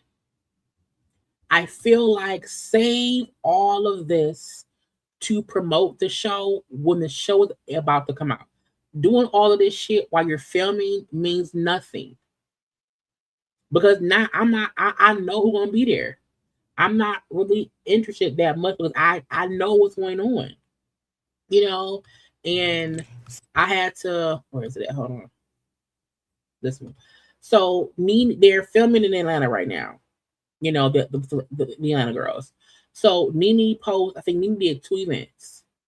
But I'm like, one, Freddie O, who was the photographer in Atlanta, he should not have been allowed to post any of these pictures. All of this should have been saved until the show aired. All of this should have been put on, like, take the pictures, but nothing should have been posted like the week the show is supposed to premiere. Then start posting little pictures of what happened at the event. Again, Nene, Portia, that was also Phaedra. Okay, Nene and Portia, Teresa. Okay, but it's like you're showing us stuff already too soon. Y'all filming. Why are we seeing pictures from filming? You only been filming for a week, bitch? I am confused. So again, seeing girl, so Nene had an alter ego party. And I'm like, Nene is ruining the show. Because Bravo is using Nene to promote the show before it even is finished filming. And to me, if I were Nene, I would say, bitch, I need to be on with Andy on Watch What Happens Live. We need to have a one-on-one interview. Okay. I need more because they're using her for all this shit right now. And I think, are they doing this now so that way the show comes out, they don't really have to use her then? But see, I'm like, we should not see people's outfits. Like, we should not see Marlo in this weird ass shit right here, or Drew, or Kim. Like, we should be surprised at who will be there. We should be surprised on who or what. We should be surprised that Kim is there. This girl I think she's from Jersey. Okay. Then we see Portia. So I'm like, why are we seeing everyone in their outfits? Why is any of this being posted? We should not know that Sheree and Lisa Wu was there. To me, this is a form of ruining the show because you're showing us everything already. It's too soon, bitch. It's too soon. We should have been surprised on which girls would be there. Okay, we see Mary Crosby. We see Cynthia as 50 Cent. We see Vicky and again Kim. Again, all of this should have been saved to be shown on the show. We now know who everyone's. We see. We should not know that Stacey was in Atlanta. Okay. None of this should have been shown. Okay. Derek Blank, Derek J is back. None of this should have been shown. None of it. So it aggravated me. Now we know Nene. We know that Candy is in New York because she's filming. She's doing that play. She couldn't be there because of the play. But again, it's an aggravating thing to know that we already see what Nene wore. We know who Cynthia is. Okay. We see Giselle. We see Ashley as a man with titties. Okay. We see that Candace is there.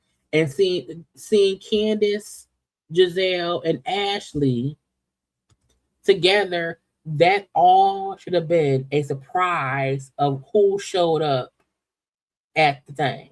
So why show us everyone who's there and who they dress as? Candace coming as a beauty queen who was misunderstood. Okay. Derek Blank did. Now, Derek Blank did the first alter ego film shoot back in season maybe 5 it was. I can't remember what season it was, whatever they did. But again, Nene and girl, bitch, I'm like, why is all of this being shown now? Probably not. Well, no. Candy has said before that she and Kim, have been in the same, vicinity together, before. So I made a post about it too. But so Candy possibly would, film. It probably wouldn't be with Phaedra, but I can see her filming and Phaedra is child in the background somewhere. Over there somewhere. But again, what aggravated me a little bit was the fact that Kenya wasn't there, But Nene posting all of these pictures on her social media, to me, feels like I am just so happy to be back that I'm on this post. And I'm like, but you're ruining the show. You're ruining we should not know nothing, my love. Not nothing. Save all of this for the week when the show premieres. Now, if it was one picture, fine. But to me, they posted so much, I get a gist of what already happened. I don't care no more. At all. So, it's weird that I feel like they're using Nene. And she just happy to be back in Master's house. Okay. Because she said the people was mean and rude and racist and on cocaine. But now she's back. And I would have been like, if I'm back, why not bring me back at BravoCon? You don't need child. We should not know Robin is around there as a fucking weird ass cheerleader. Again, to me, it ruined the surprise of who was going to show up. Who will we see in this new show? I'm like, we're going to everybody. Everybody. Okay, fine. It's everybody. And then if they only use Nene for this one part of Atlanta, it's like, girl. So I was upset. I was like, they ruining it. You're ruining the show. I don't want it like that. So again, we got to still wait to see, the actual show. But it's just weird. Okay. So again, Kenya was not there, right? So Kenya's birthday was recently. And so she was on her YouTube stories and someone asked her about Nene being back on Housewives. And Kenya had this to say. Thoughts on Nene coming back? Okay, that's a good question. So you guys know that Nene and I are in a really good place right now. But even when we are not in a good place, I still am a fan. I still think that she is one of the most iconic reality stars of all time. And I'm happy that that door is open for her to return. Now, you guys know that she isn't. And again, this is not any shade, so please don't. This is a positive day, okay? This is a day of celebration. I made it another year in life. Happy birthday.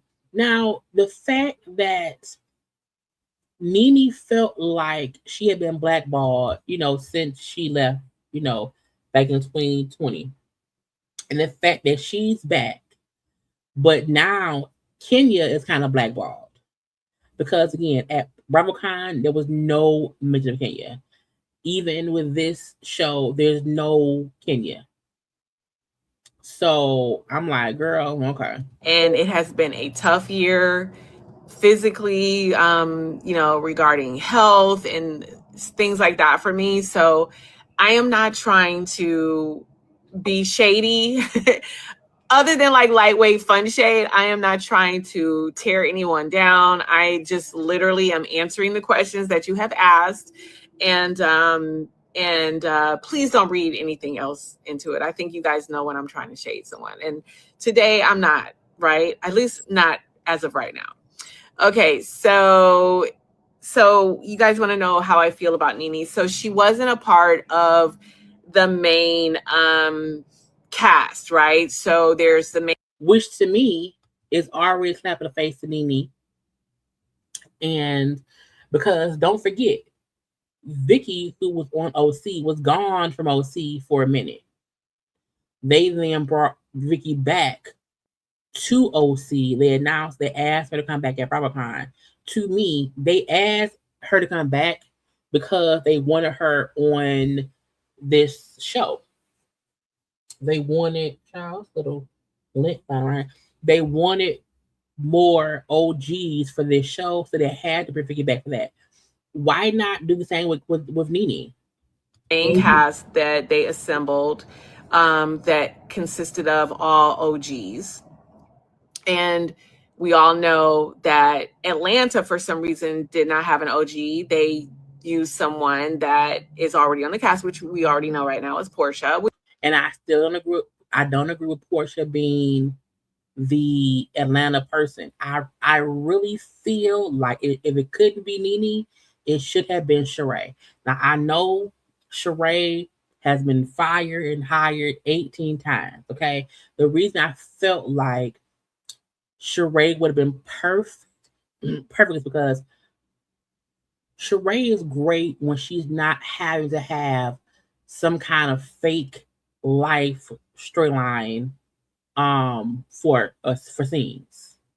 When Sheree is not having to do that, she's great. So while Sheree never needs to come back to Housewives of Atlanta, I think she would have been perfect for this show because the girl trip show is not about the girls at home in a house, and that's not what it's about. So I felt like they should have used Sheree and not Portia, because at least then it would have been all OGs on the show, and that's it. In my opinion, they have no issue with Sheree.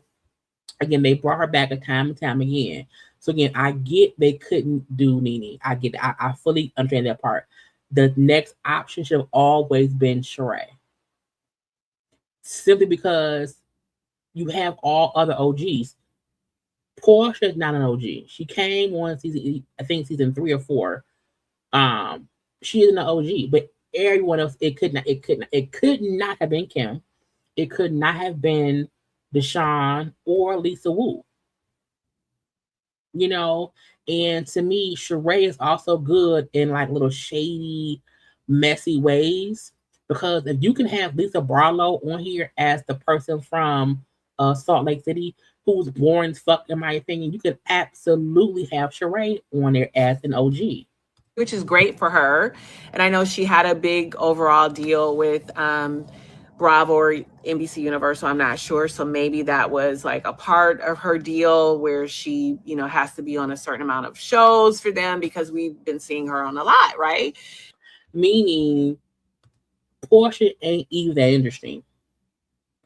And we've seen Portia on all these shows, on all these things. She's on Trader, she's on Atlanta, she's on this show, and this and that and that and this. So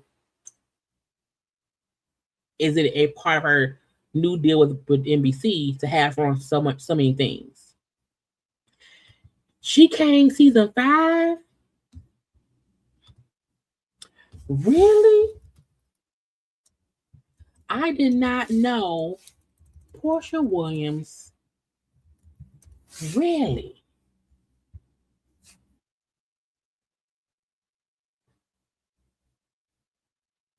She came in 2012. That is insane to have Portia on with all OGs, and she came on season 5. Phaedra's more of an OG than Portia.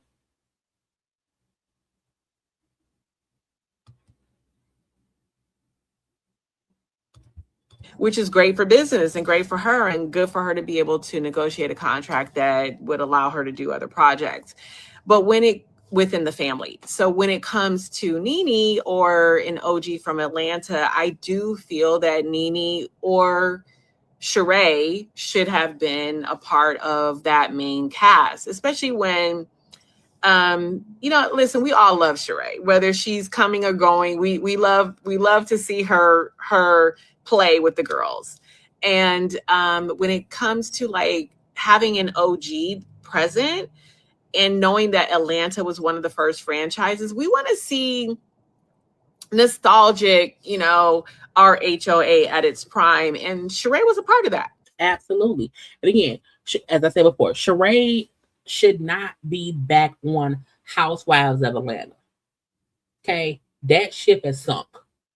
Okay? We don't need Sheree back on that show because she's proven she isn't that. However, to have a girl trip show for all OGs, picking Portia over Phaedra or over Phaedra, over Cynthia, especially over Sheree, is insane to me. And obviously Nene was a part of that. So I just kind of feel like maybe they missed the mark a little bit when it came to casting. But again, I'm not a part of casting. I have an opinion like everyone else, and my opinion matters. And yours does too. You are a fan, and you help to create these moments. And at some point, they have to listen to the fans, right? Right. How do you feel about the divorce between Kandi and Todd? How is Kandi doing? So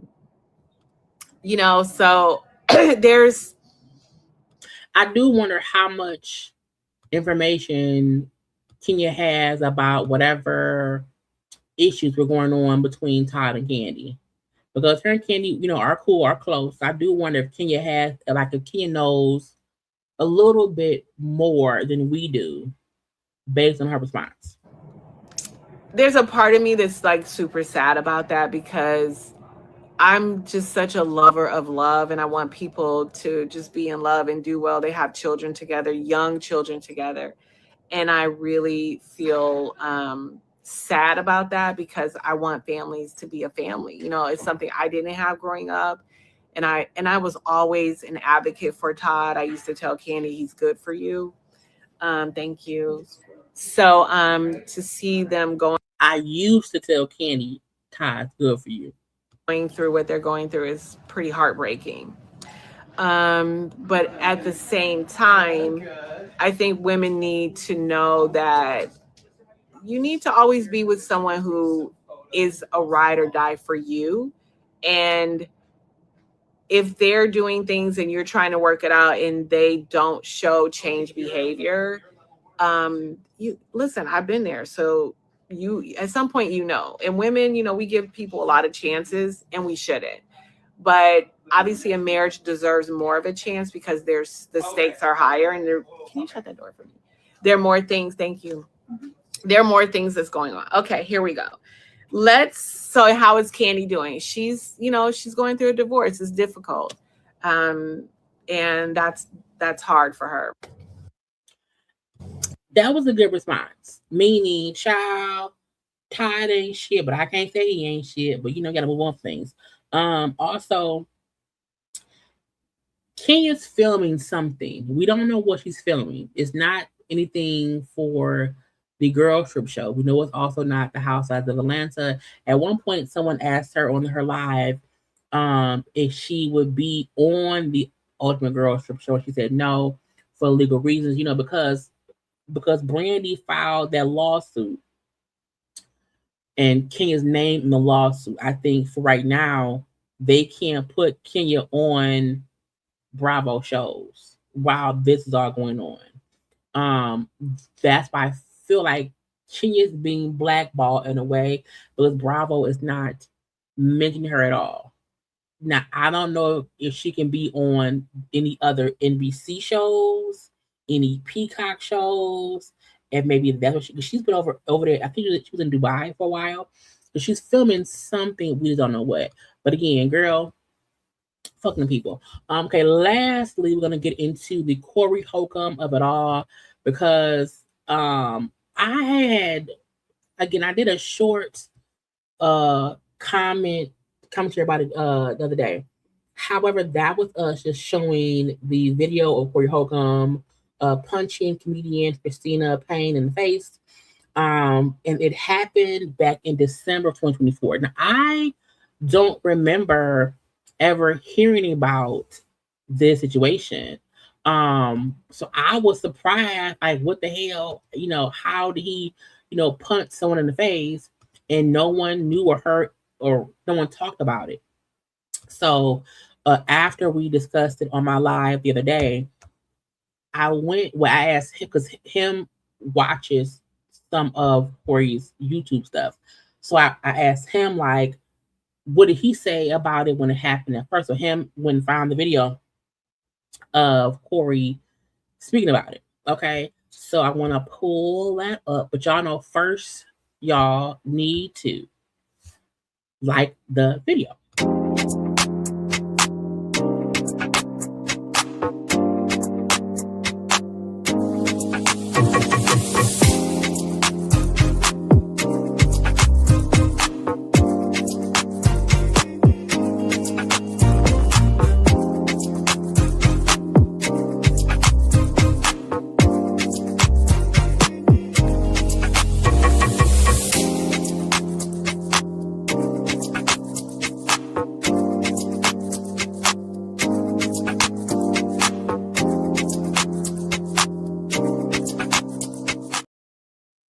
So, in case y'all did not see the video, Corey Holcomb, he's a comedian. He's been around for a while. But I have always said I don't like Corey. He irks my nerves. He gets on all my nerves. And I would not trust him just in general. So I feel like I had hold on. I thought I had a clip, a close-up clip of the actual. Maybe I didn't. Am I tripping? I swore. This is the problem. You had two phones. You can't think of where you went and got stuff from. Oh, here you go. Okay. I'm like, I know I had it somewhere. I'm gonna send it to myself, child. Airdrop. iMac. So I want to show y'all the actual clip of Corey, of what came out before. So, because I feel like when people comment about something that happened and you're commenting from a point of, well, I know no one has seen the video. So in my opinion, I think people's comments be different.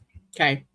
So the busy room is the people who put out the actual footage first. So this was them outside the comedy club Okay, Corey is right there in the hat,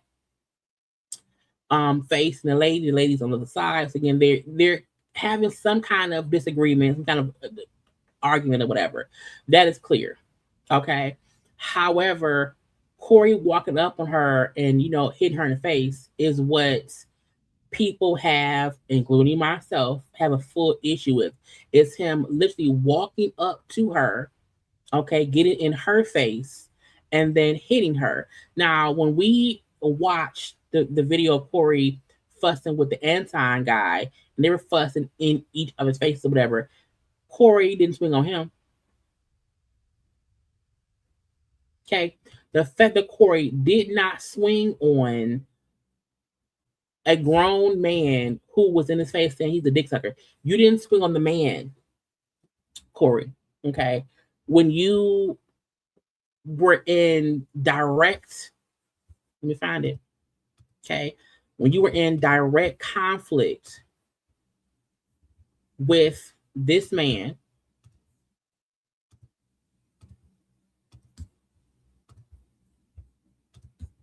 do to America to bring it down. I'm not getting into that. You dancing around it. No, and that's why I lose respect for you when you start dancing and kissing Caucasian males' ass. But I don't. Don't do that in front of me because I'm not an ass kisser of nobody. Yes, you are. You suck the dick of black people right now. You doing the easy shit. What you do, let me tell you what you do. When a grown man is coming at you, and as you felt in a disrespectful way, this how you end up. Let me tell you something, homie. I don't suck dick. Yeah, I don't you do. suck Yeah, dick. you do. So fix you doing that. it right now. I don't suck dick, homie. You doing it right now. Homie, believe me when I tell you. I don't do that. I tell you. I don't do that. Listen. So don't come at me with no dick sucking shit. I'm gonna give you the same Let's energy switch you give me. Let's switch seats. Let's Switch seats. I'm with it. Homie, I don't do no dick sucking. Again, another example of you and someone having a full-fledged argument, a full-fledged disagreement, a full-fledged are at odds, and you came from point A to point B and met him in the middle, and you didn't throw not one hand.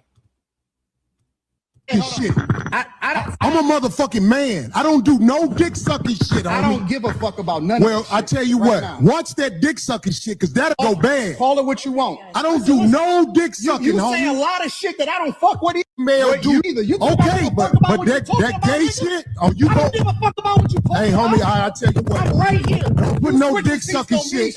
Don't. I just want to get a full picture of two grown men fussing in each other's faces, and Corey ain't swing not one time. Put no dick sucking shit on me, nigga. I'm from Detroit. Say right I now. suck a dick again. I'm right here, right now. All right, that's what I'm saying. I'm gonna respect you. Dance around it. Dance around it. No. I'm I don't do no dick sucking shit. I'm gonna respect you because it's your platform, and I flew out here to have a conversation. We good. But We you're not good. bossing up on.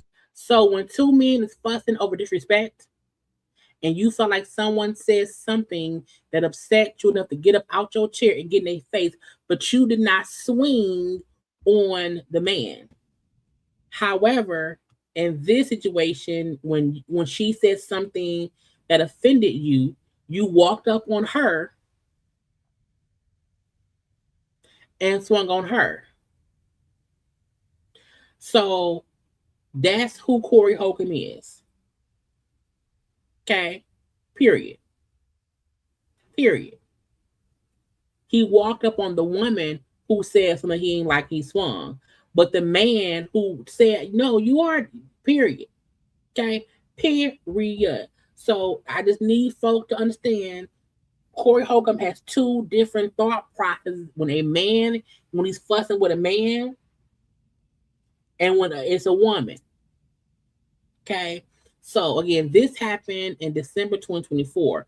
Now, I did not know that Corey was never arrested for it. The lady tried to press charges against him. He was never charged. He was not arrested at all. Even though this footage was in the atmosphere somewhere.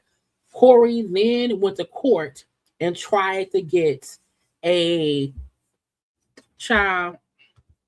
Felicia, stop.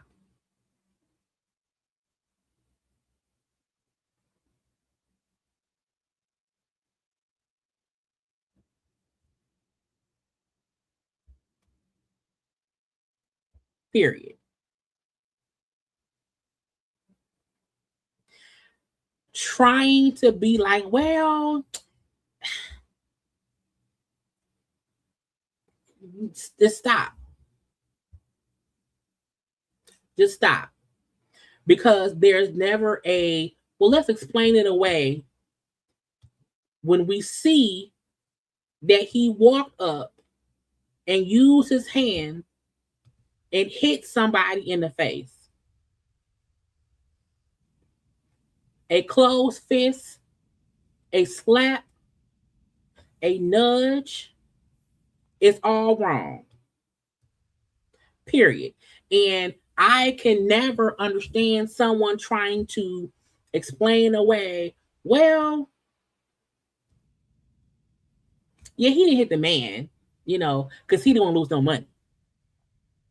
But he punched a woman in the face outside of a comedy club because she said something he ain't like.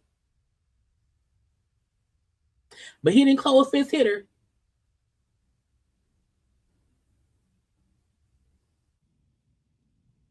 Like, what sense? And but you know what? That's how men. That's exactly how men go to court, and then folks will explain away the abuse.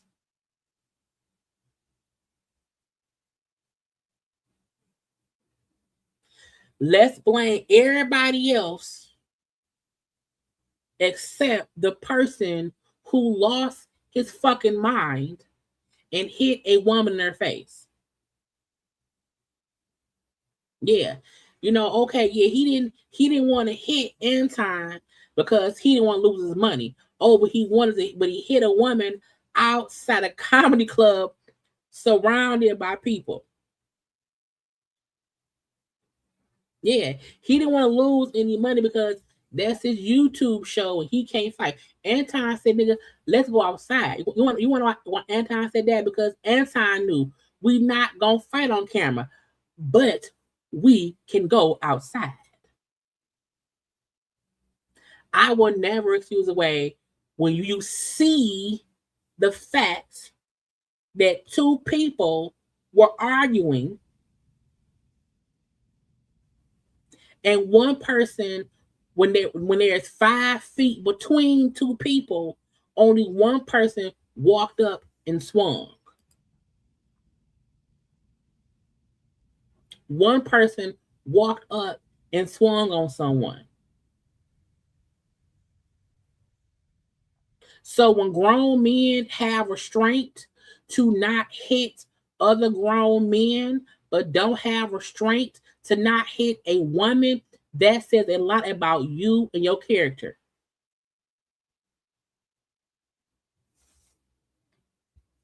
Anyway, this footage was from the actual altercation. That was not made public at the time that the fight happened, that she tried to, press charges against him. He went to court trying to get a restraining order against him. And I'm gonna be nice. And the restraining order was denied by the was denied. I'm not ringing. Are you home?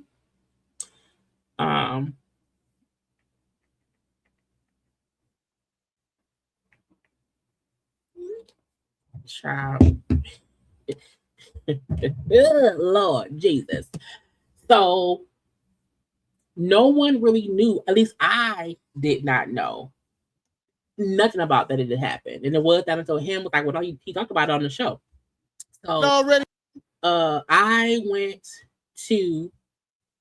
listened to probably, because I'm not a Corey Holcomb fan at all. So I did not listen to the whole thing, but he did. Let me see what the show he did. The show.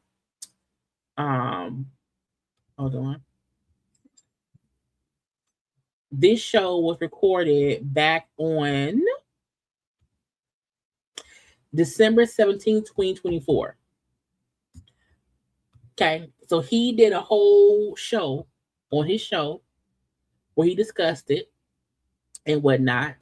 And I attempted to listen to the whole thing. I got through the show was 2.5 hours. I listened for maybe 20 minutes of it. Okay. This is about 8 minutes of the 20 because I said, bitch, I can't. And the funny thing is, when I asked him, I'm like, do you remember what he said about it? And he didn't. And I said, I bet you he said, I bet you he said something like, I didn't punch her. I just swiftly moved her face with my hand. I said, I'm willing to bet his explanation would be, well, I didn't punch her in the face. You know, however, I swiftly moved her face with my hand. And I said, I'm willing to bet he explained in some way to make it seem as if he didn't punch her. I didn't rape her. I just touched her coochie without her permission. I didn't kidnap her. I just locked the door and didn't give her the key to get out. You know, I didn't really push her down the stairs, but when I bumped her, she fell and she tumbled. You know what I'm saying? I said, I'm willing to bet my life he's going to explain away what he did as if he didn't do it. But again, this was his comments before any video footage came out. He's listed already, dude.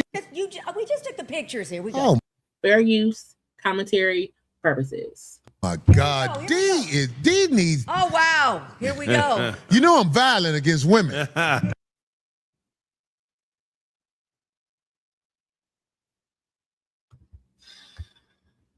Yeah.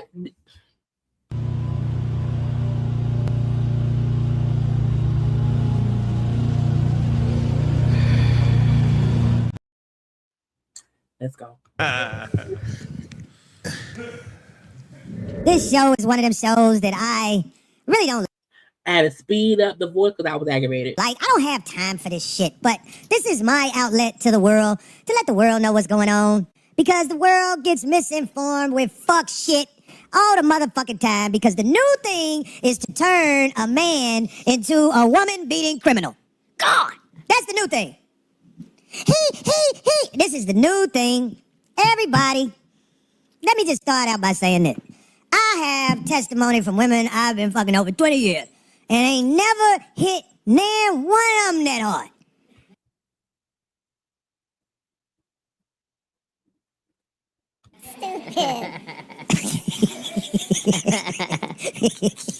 Anyway, the point I'm trying to make. Remember when a couple of motherfuckers. The internet is full of so much missing.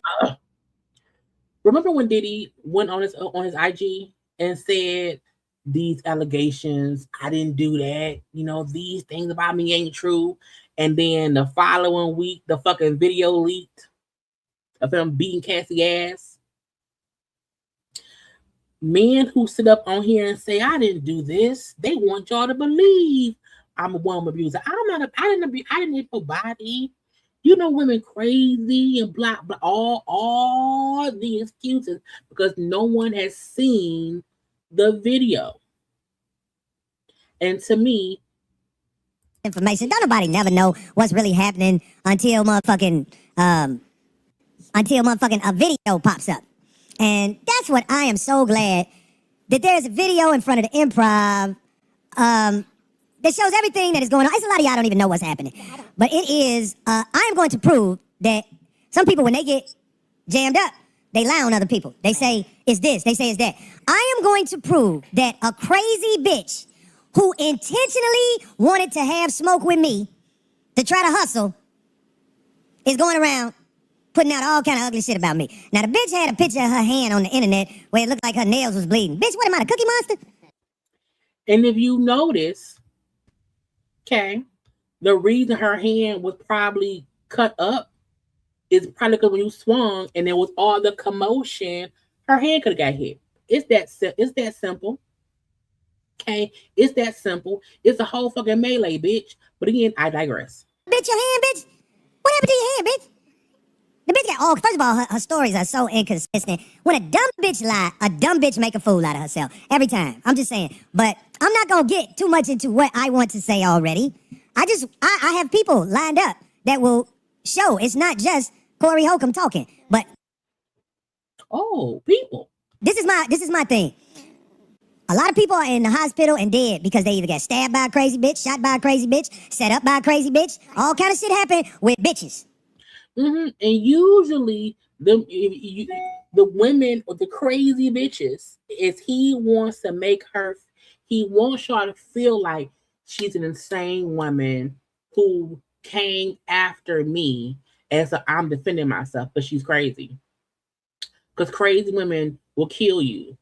Well, yeah, that's true. We know that can happen. However, usually when a crazy bitch is near you, I'm gonna walk away. You walked up and hit her. I'm not the type of motherfucker who let a bitch just have her way talking crazy to me. You can't stand in front of me talking crazy to me. I'm gonna get you out my face. That's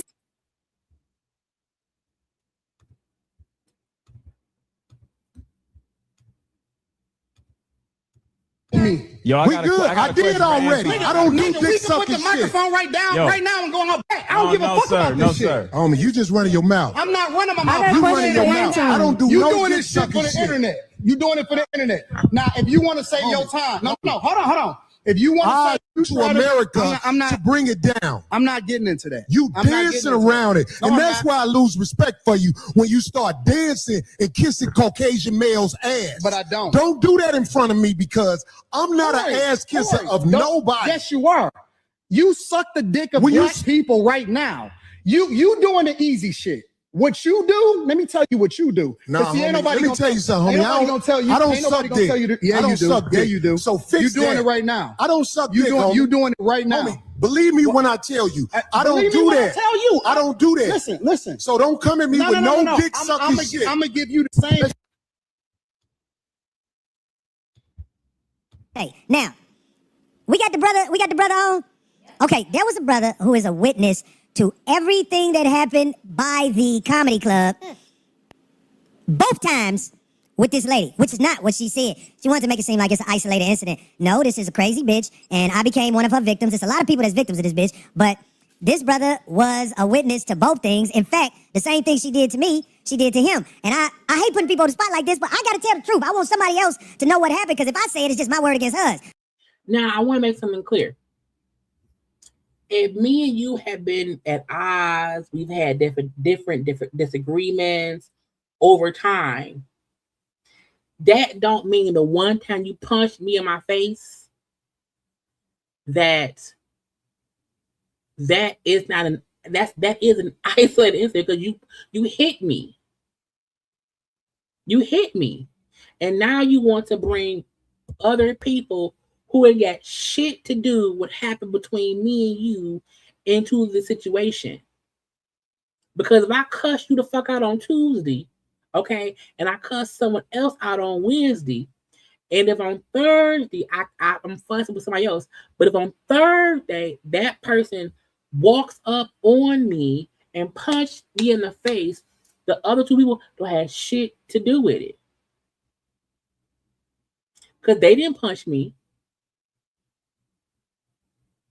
It's like, hey, if we fussing and arguing and you shoot me, you can't say, well, she kept fussing, so I shot her. It's like, that ain't, no. Witnesses mean something, everybody. I never wanted to taint what he finna say, so I didn't talk to him that much, but this is my brother from Detroit, the D, Corey Sherrill, who is a better man than me. You all right, brother? Now, first of all, Detroit native here, always on Santa's petty list, okay, around here. I don't know this man, but I don't like him either. Okay, and I'm upset he's from my city. I'm upset he's in a Lions jacket. And let me say this.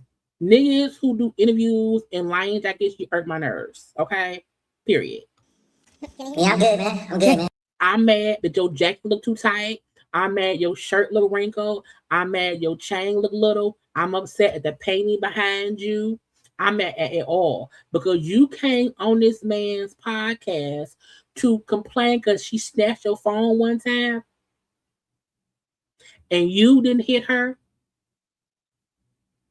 That shit crazy, but yeah, I'm good, bro. I know, man. That look, don't feel weird. The one thing my people told me is the truth has no alibi. The truth doesn't have an alibi, but the truth has video proof. And if you had video proof that crazy lady was around here running up on you, cussing, fussing at you, that would have been the video you played. The reason he never played the video from the club was because he knew he punched her in the fucking face. So we just finna tell the truth. Homeboy, the first night, we ain't even talking about. And both the niggas named Corey. So Corey 1 and Corey 2. Fuck both y'all. Okay. About the night where it turned into a physical altercation. The first night when I came up to the comedy club, it was the middle of a whole bunch of shit with you and a crazy lady. What didn't she get physical with you? Yeah, she did actually. She walked up to me and snatched my phone on my hand. Now, should anyone walk up and snatch someone's phone? No, they shouldn't. But her snatching his phone don't have shit to do with Corey punching her in the face on a whole different day at a whole different place. What does her snatching the phone from this man who Corey don't even know have to do with, because she just snatched Corey's phone?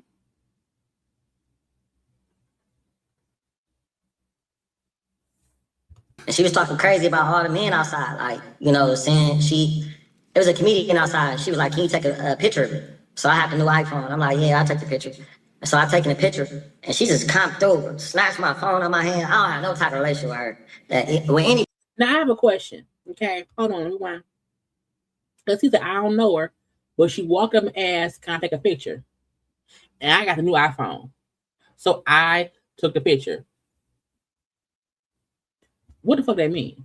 First of all, I'm not taking a picture of nobody with my phone who I don't know, because why would I take a picture of strangers on my phone? I don't know them. How the fuck they gonna get it? I don't want to drop the phone thing to you, airdrop it to you. I don't want to text it to you. What didn't she get physical with you? Yeah, she did actually. She walked up to me and snatched my phone on my hand. And she was talking crazy about all the men outside, like, you know, saying there was a comedian outside. She was like, can you take a picture of it? So I have the new iPhone. I'm like, yeah, I'll take the picture.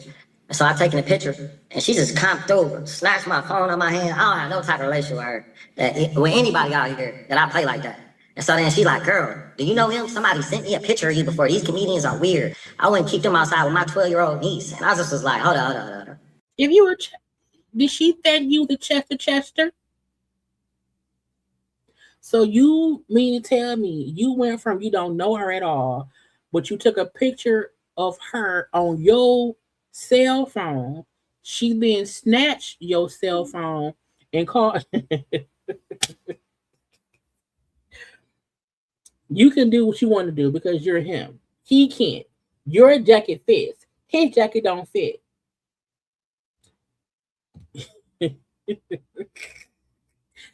Conversation. My point is, this dude story don't. If I could show y'all this picture, this is hilarious.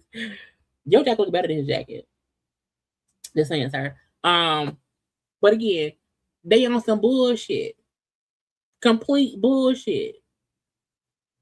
Hold on. Like, you know what I'm saying? Like, how you just come in my life with this energy? So I told her, I'm like, chill out. I'm like, why you put me in this? Like, I don't even play like that, you know, like at all. And so from me and her going, she said, I said what I said, all these niggas out here. And I was just like, you know, I gotta defend myself, man. Like, I mean, so I said something to her. I'm like, bitch, you got me fucked up. Like, this ain't even how women from Detroit, I don't even, this, that. Well, Auntie G. First of all, I know Detroit niggas. Okay. Any dude who say his response was a bitch, that to me proves you don't even respect women.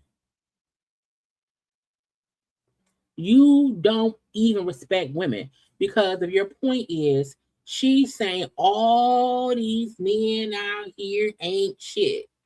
If she don't know you, why do you care? She ain't talking. You don't know her.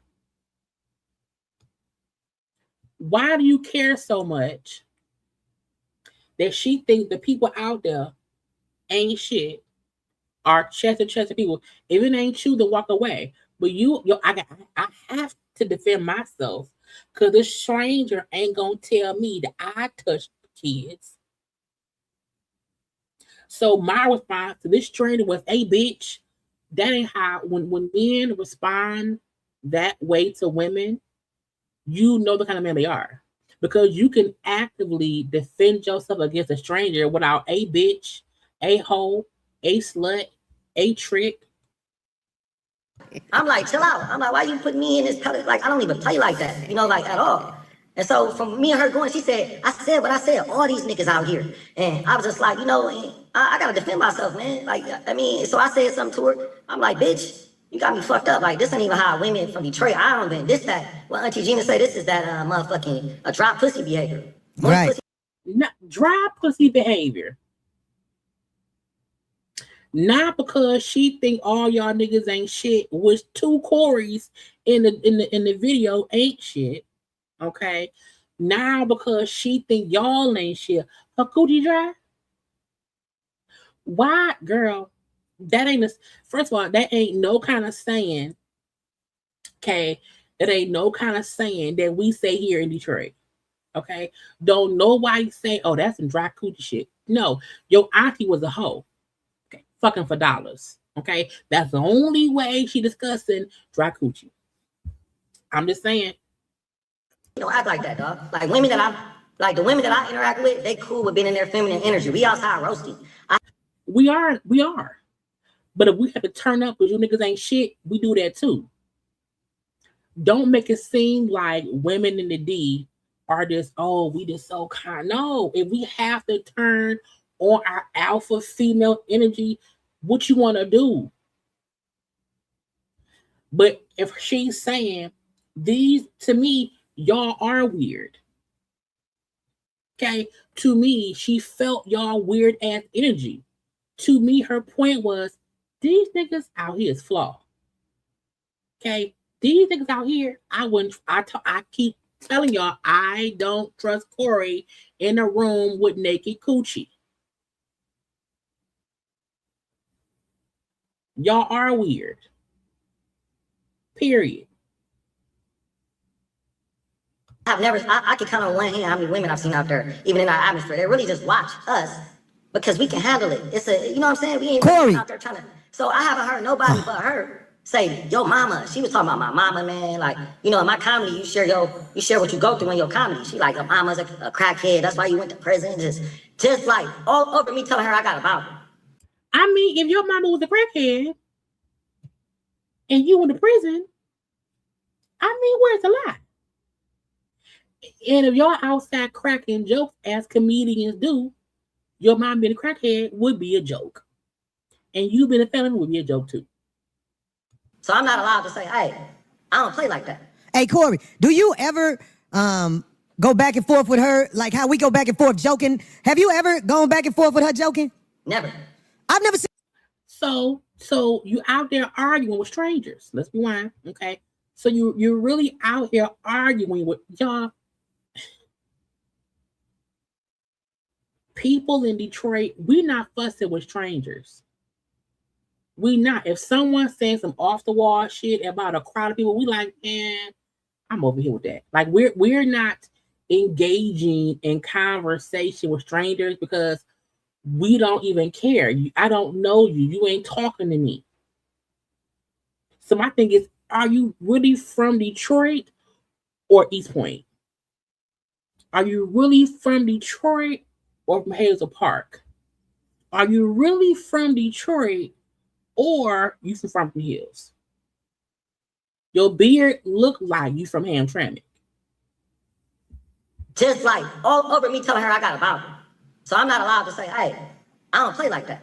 Hey, Corey, do you ever go back and forth with her like how we go back and forth joking? Have you ever gone back and forth with her joking? Never. I've never seen anybody out there going back and forth because everybody knows she a crazy bitch. So everyone knows she's crazy, but no one knows who she is. Which means she must interact with y'all on a regular basis for y'all to know she's crazy. But if she's so crazy, the comedy club would ban her from being around here. Because if y'all are comedians and y'all are comedian, being comedics, why would the comedy club keep letting the crazy bitch who no one knows, who keep fucking with people, be there? How is she always there among the comics if she is someone that no one knows? But you seem to know how, oh, she's crazy, she's deranged, she be fussing with A, B, C, D, E, F, and G. Because earlier he said she's always fussing with somebody. But now you're saying, I don't know nobody. Which one is it? Is she a stranger or is she friendly? Anyway, so okay, that was one incident. That wasn't even the incident that happened last week. So again, his point is saying the day she snatched the phone, allegedly, from you, told you weird as fuck, and your mama's a crackhead, and you're a felon, that wasn't even the day that I punched her. So again, you brought a fake Detroit resident on your podcast. He in his grandma's house. That's his grandma painting. That didn't know young man painting. Okay, that's his grandma painting. You brought a random Corey on your podcast as proof of what? No, last week. I gotta remind you of an incident. We went to a Caribbean restaurant. I bumped into you. Just a coincidence. And she was there. If it was drama, bro, it would have happened there. We had enjoyed our food. You was there, Craig? Nobody didn't even talk about her. Nobody's not thinking about this. Like, that's So you mean to tell me not only is she always at the comedy club with y'all, she's also in the same circles in the restaurants.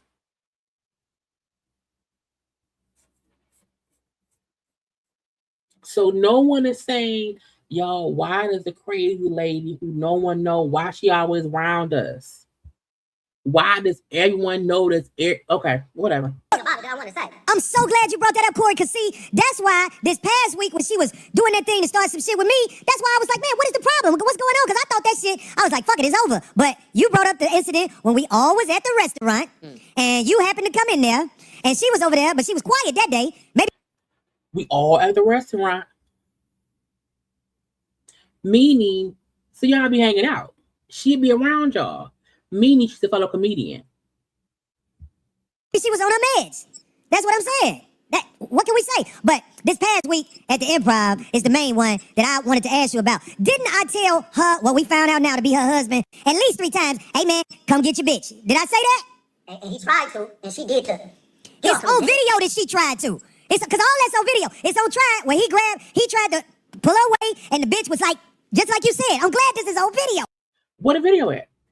Anybody who's been accused of assaulting a woman, if there's video showing someone trying to remove her, to get her away from you, to de-escalate, where is that? You brought the bearded bitch, the fake lying Detroit fan on here to just say, hey, man, she snatched my phone and called my mama a crackhead.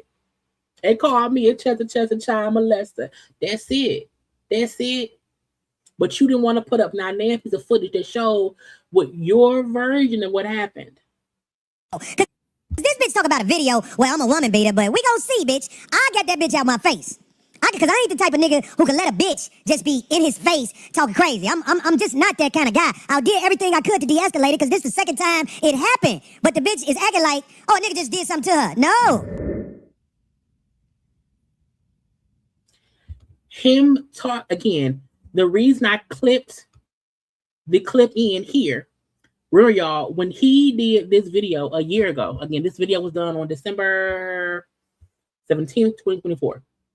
Okay, when he did a full 2 hour and 38-minute video about this, no one has seen the video of what happened. It was really her word against his. No one ever saw the footage. Even though he's talking about footage as if he's seen it, why would you not put it in your video? Okay. Why bring Beijing, Detroit lion around here as your defense witness? Okay. So the reason I clipped in the actual footage was because him saying I didn't do nothing. Let's talk about a video where I'm a woman beater, but we gonna see, bitch. I got that bitch out my face. Because I ain't the type of nigga who can let a bitch just be in his face talking crazy. I'm just not that kind of guy. I did everything I could to de-escalate it because this is the second time it happened. But the bitch is acting like, oh, a nigga just did something to her. No. Again, 5 feet away.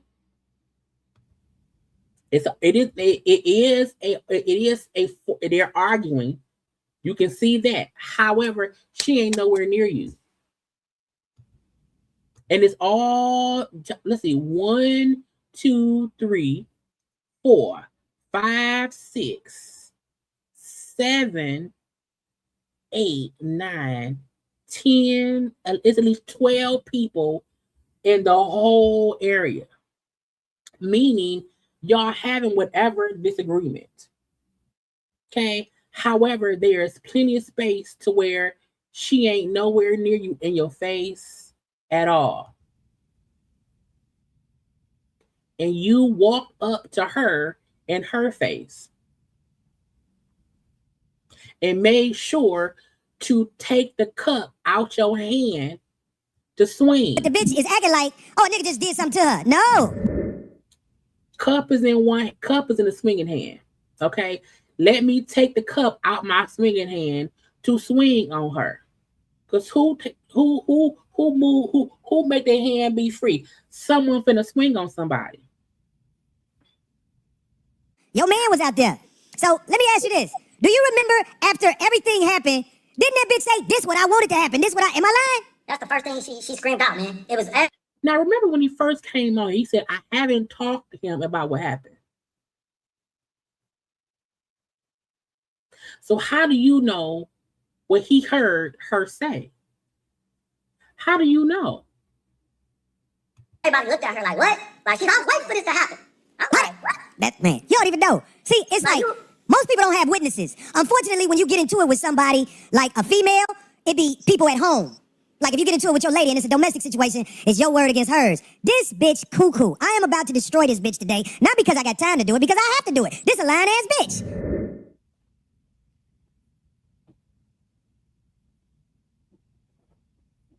Because I didn't hit her.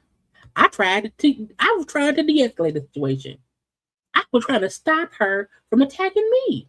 I'm trying to calm her down by walking up in her face, freeing your swinging hand, and swinging.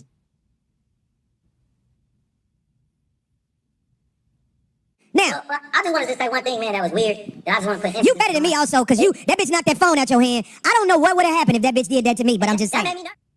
We see you walked up and hit her. So the question is, what worse would have happened? What else would he have done? Because he's talking as if he didn't hit her.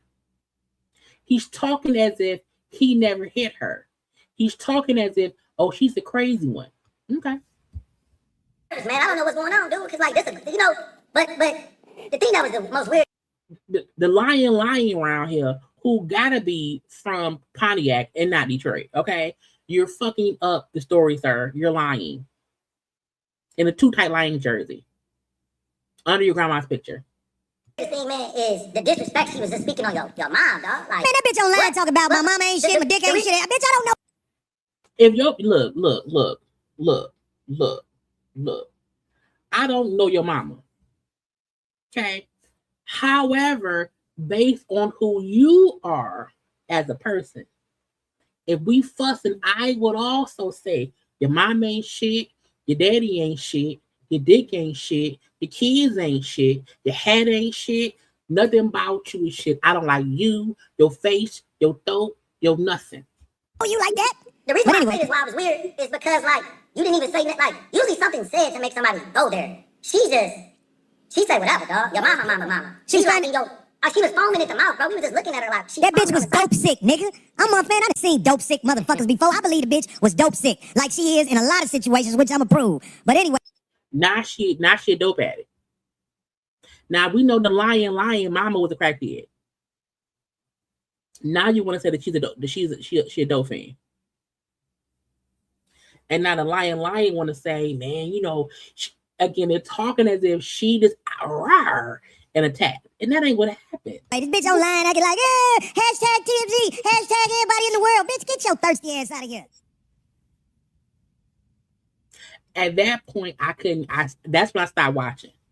Okay? Because again, this clip here, and the crazy part is nobody around them. Like, hashtag TMZ, hashtag everybody in the world. Bitch, get your thirsty ass out of here. No one in this whole vicinity even feel like she's a threat. Like no one is like, hey, let's move her back out the way. Hey, let's calm her down. It seemed like everyone is around listening to y'all fuss, argue, or crack jokes, or going off on each other.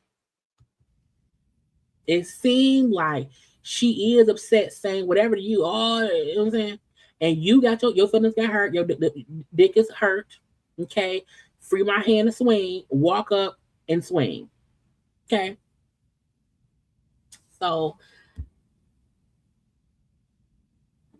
my main issue is the fact that he did this interview, this podcast, when she was trying to have him arrested for hitting her. Okay. And whoever, as you see, it was a full melee. So he kept on saying, well, how her hand got hurt? Look at all this shit going on. Look at this. It's a full-on brawl.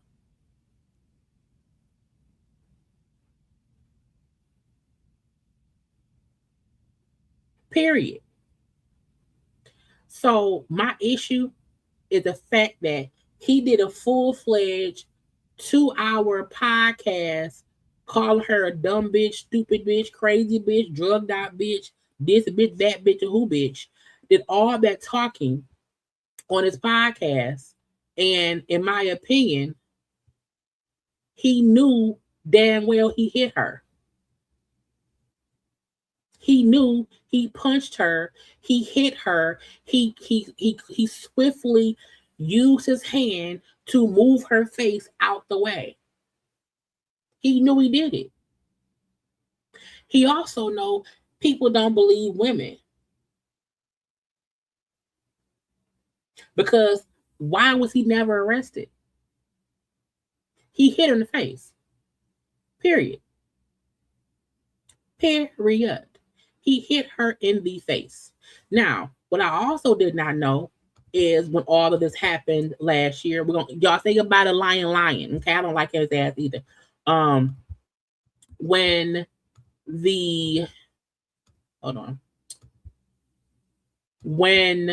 she tried to go to the police and have him arrested, he was not arrested. Now this is the lady. Look at her page. Hold on. Hold on. This is her page. Now again, this is her, Christina Payne. Okay. So she has little pictures of her because she's a comedian.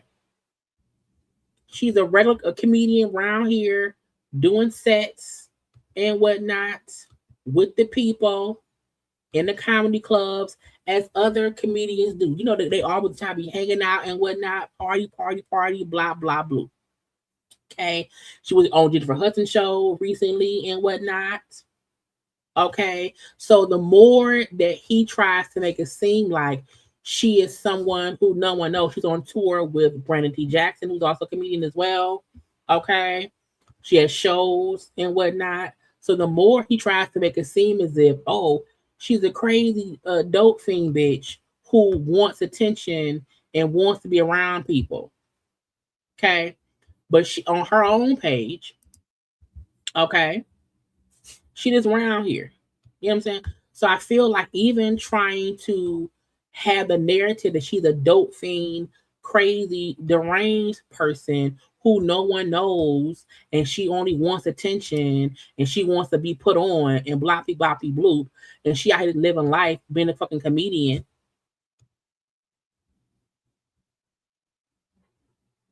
So I just need folk to know sometimes people in general will change the narrative to make you the problem when they've done some fucked up shit to you. When they came around and punched you in the face and ain't want to get in trouble. Okay? Oh, look her. Oh, that's her Charlie Murphy. Charlie. Again, and to me, this shows she's been in the area of comedians for a while. Period. So again, all the she's a crazy bitch and blah and blah and blah and blop and bloop. And blop and blop. Child, the fact that she round here with Chris Robinson, I'm sorry, Craig. I say Chris. Craig Robinson. I'm like, okay, again, which means she's in those circles. She's in those circles. Child, not stooping now. The dog girl, okay. Anyway, but again, my point is she's a comedian in the comedian world. She may not be a Dave Chappelle or Kevin Hart. Hell, she may not be a Wanda Sykes. I mean, she may not be the famous, known to everyone kind of comedian, but this shows she do. Like I'm not a Tasha K, but I'm a YouTuber. So even him trying to paint her as this unknown wannabe comedian, hanging around people, her out there with Earthquake and them. So it's insane that he's trying to paint her as a dope fiend, crazy person who just wants to be put on and that. So again, but if no one goes and does the fucking research to see, well, what was it? What did he say when no one saw the fucking footage? Well, let me go to her page. Let me see if she really is a comedian. Bitch, she's a comedian. She's booking shows. Ho. She's booking shows. Hey, Jamie Foxx. Okay, she's booking shows round here. So please cut the narratives. Anyway, I digress. But hold on. Okay. Tasha K interviewed her last year. This is from January 6th of 2025. The hit happened in December 24. So again, a month after, this thing, she was interviewing with Tasha K. The Improv, I walk out. He is looking at me up and down. He catches me looking at him, watching me type thing. So then he goes, "Fuck you looking at, bitch." And I was like, oh, wow, immediately. This is how we're starting. Immediately, right? And he's 12 feet away from me at this point in time. He is going, "Fuck you then, bitch." But right before I got out there, he just told two of my friends, "Oh, I can't even be out here fighting like that because my wrist ain't even all the way healed yet." He's like going back and forth like, "Your mama a hoe." And I'm like, "Oh, okay, your mama's a hoe. Like, you a bitch." I'm like, "Okay, you're a bitch." And I'm just like, what are we doing here? This is so childish. I was like, God didn't tell you I was one of his favorites? He didn't tell you to leave me alone? Again, this also before any of the footage was out. You see these comments here. Corey said she was stalking him. Supposedly his back was turned to her. She touched his back. Supposedly, Worker said he mushed her, never punched her, supposedly. Why were the cops called, and are there any bruises? Because if punched in the face by Holcomb, there will be something. Said you need security. Again, people, this is what they're saying, because some people won't believe it simply because, oh, I didn't see it. I said, please believe you keep this up and it's only going to get worse for you. He was still talking shit, all woo woo, da da da da da. It is people all in front of us. He reaches over two people and walks up to hit me in my face. Like, and folks are just like, wow. So then the security dude, he grabs him and then hits him with like a 1-2, and then Corey's starting to fall back. And then Corey's little yes men jumped the security guard at the Improv. Now her version is exactly what happened. And it becomes, it's 4-on-1, but really with Corey it's 5-on-1. And then you got Joe Torre's son, Cam Torre, side swiping, like, you know, like a football move, like when they, yeah. So he does that to the security guard, whose name is Jamel, and he knocks him over. So he falls to the ground. And now it's like 6 guys on one, stopping the security guard who's tried to step in for me after Corey Holcomb. Because I was going to say, where your niggas at? How many niggas you got living in that house with you, child? I was going to say, where the fuck them? Now again, more comments. No arrest, no police report, no pictures of bruises, where there's receipts. So y'all didn't help the security guard, but helped. She gonna keep going with this lie. We're on the street. She instigated the fight and got her husband beat up. Niggas at? It was like maybe 5 people with me. So he should have even gotten that close to you to even hit you. It should have been. It was definitely like people in between. And then my homegirl went to go get the car. And then my other homegirl, she grabbed my stuff that was like out, like my jacket and my purse and my boxes, right. Like that. So it was like, and then the other guy who was with us, Jerry Law, was just making sure, you know, nobody else tried to, you know, whatever. So he was trying to help break up the fight as well. There were some good people out there who definitely tried to jump in afterwards to try to break up the fight. So the fact is, again, Tasha just reposted this interview on her YouTube page because she had put that up on. Okay. She put that up on her page on her website last year. But because the video footage of the fight came out, she then posted her video on her YouTube. Because again, they had this conversation last year.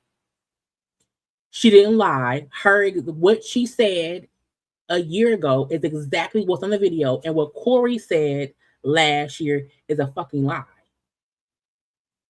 Okay? It's a whole lie. When Corey said, oh, she gonna try to say I want to fuck. He co-host on his radio show, right? So I flew out here from Washington, D.C. And mind you, I'm from California, but I was going to Howard University, undergrad and grad. So that's why I was still in Washington, D.C. So I come back to have this meeting with him. Then he says he got me a hotel room. So I'm like, okay, I didn't flew myself out here. I guess that's the least he could do. Get me a hotel room, whatever. He got me a room at this place called Dunes Inn on Wilshire Boulevard. Okay. It was some Rudy Pooch shit. I was like, okay, but it was only gonna be for a night, so whatever. I'm flying out tomorrow. But he tried to force himself upstairs, like on some, like, because he was buying the room. Corey? Right. Because Corey Holcomb was buying me this hotel room, motel room, mind you, that he had a right to come upstairs and it was about to go down or whatever. He was like, yeah, you know, woo, woo, woo. And I was like, huh? Like, nigga, no. I was like, I'm sorry. I recall you being married. And I, first of all, do not mess with married men. That's just something I just do not do. My parents had been married for 42 years until my mom passed away. I knew to never be that. He tried to come get some pussy from you in the Roach Motel.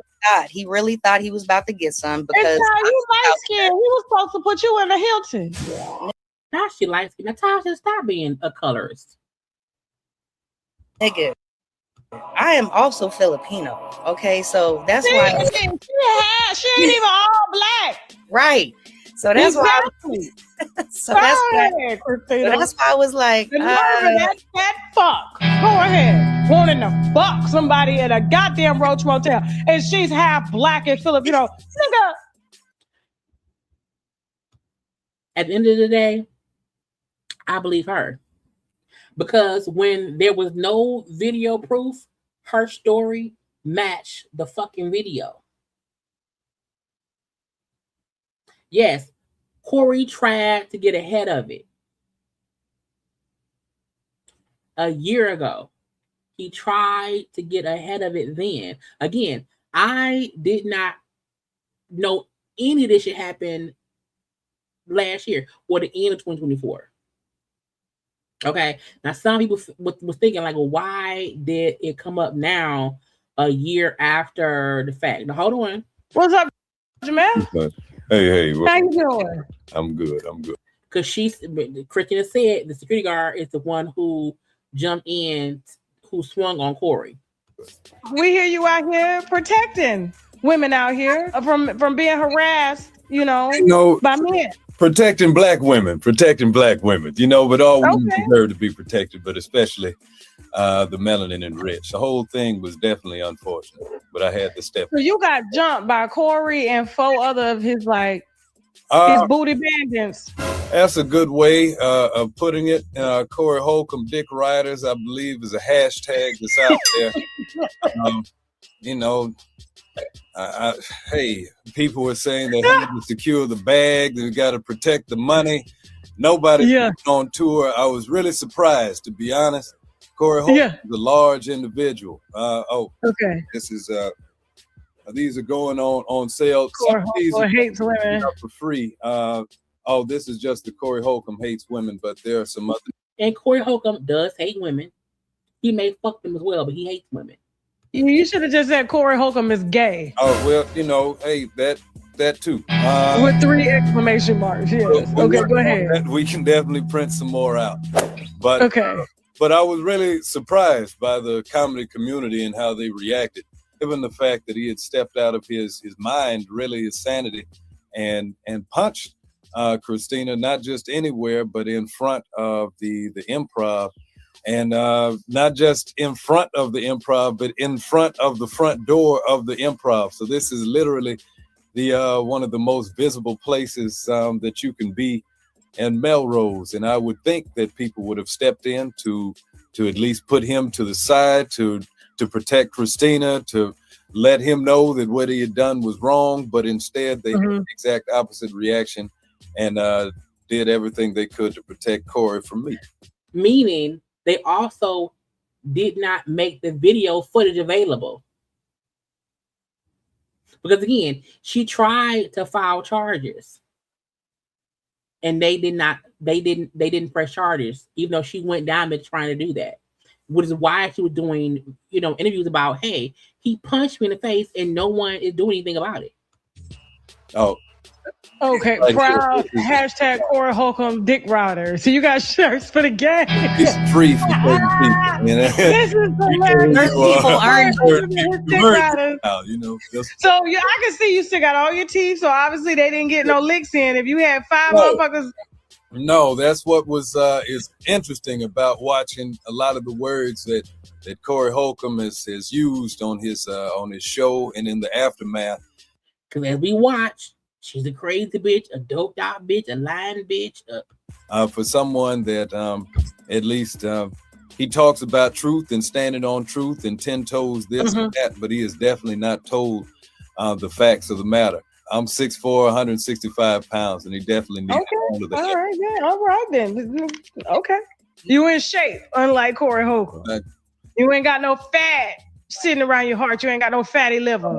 I'm a soldier. I'm glad that you did what you had to do to help that young lady. And then I'm sorry that, these bitch ass niggas, tried to jump you for defending a woman. That's a damn shame. And so we need more people out here like you. And I'm glad.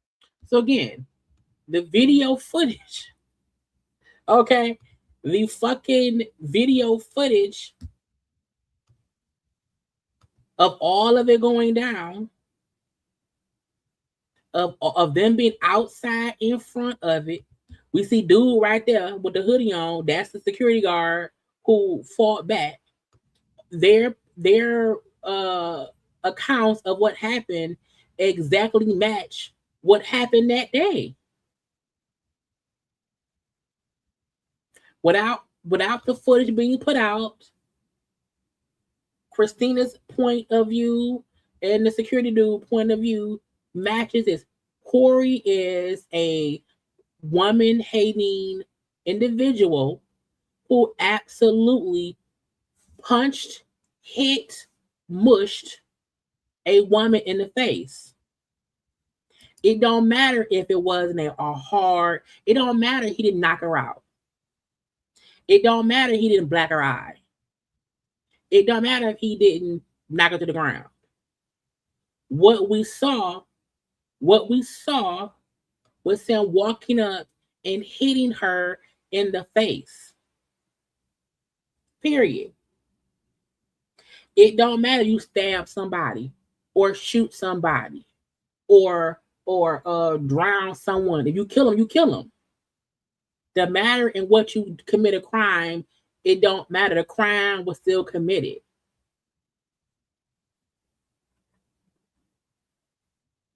So the people trying to defend Corey and Corey's innocent. He didn't do, girl, the fuck, bye.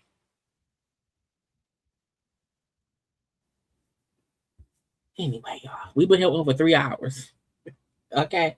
And the dude saying he's upset at how the other people around handled the situation, meaning as we see a lot of people seeing exactly what happened.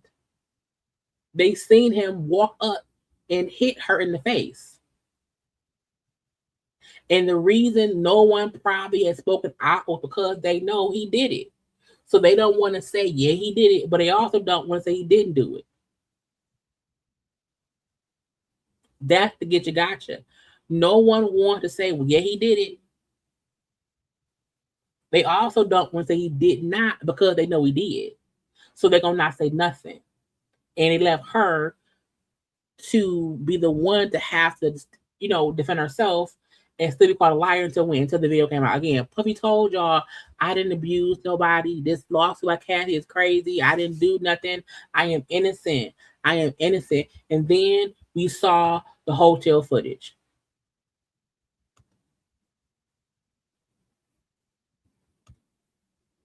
So anybody around here who trying, child. Anybody that ever told you differently was a fat Faison liar. Not on my watch. Do you want me to bring the receipts? Do I need to bring the receipts? No.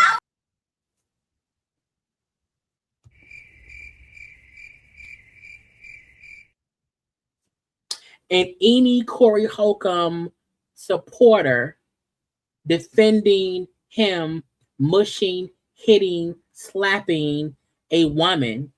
Shut your mouth. Okay? And that's all we have for today, y'all. Again, 3-hour tour.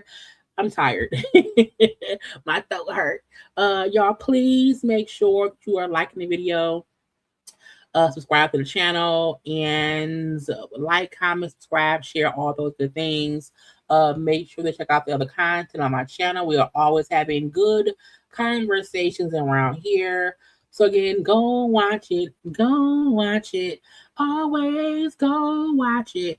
And if in your life, and if anybody, your mama, your sister, your cousin, whoever, is being abused and being hit by a man, I hope your response isn't, well, he didn't punch you. Well, you was talking too much. Well, why argue with a man? Well, why talk back to a man? Well, the fuck? At the end of the day, the only reason a man should ever hit someone is because someone hit them first. If you hit a man and he hit you back, that's free game. That's on you. Okay? But someone fussing with you or arguing with you does not warrant you walking up on them and punching them and hitting them or mushing them in the face. Keep your fucking hands to yourself. And that's it. I love y'all. Be safe. I'll talk to y'all tomorrow. Bye.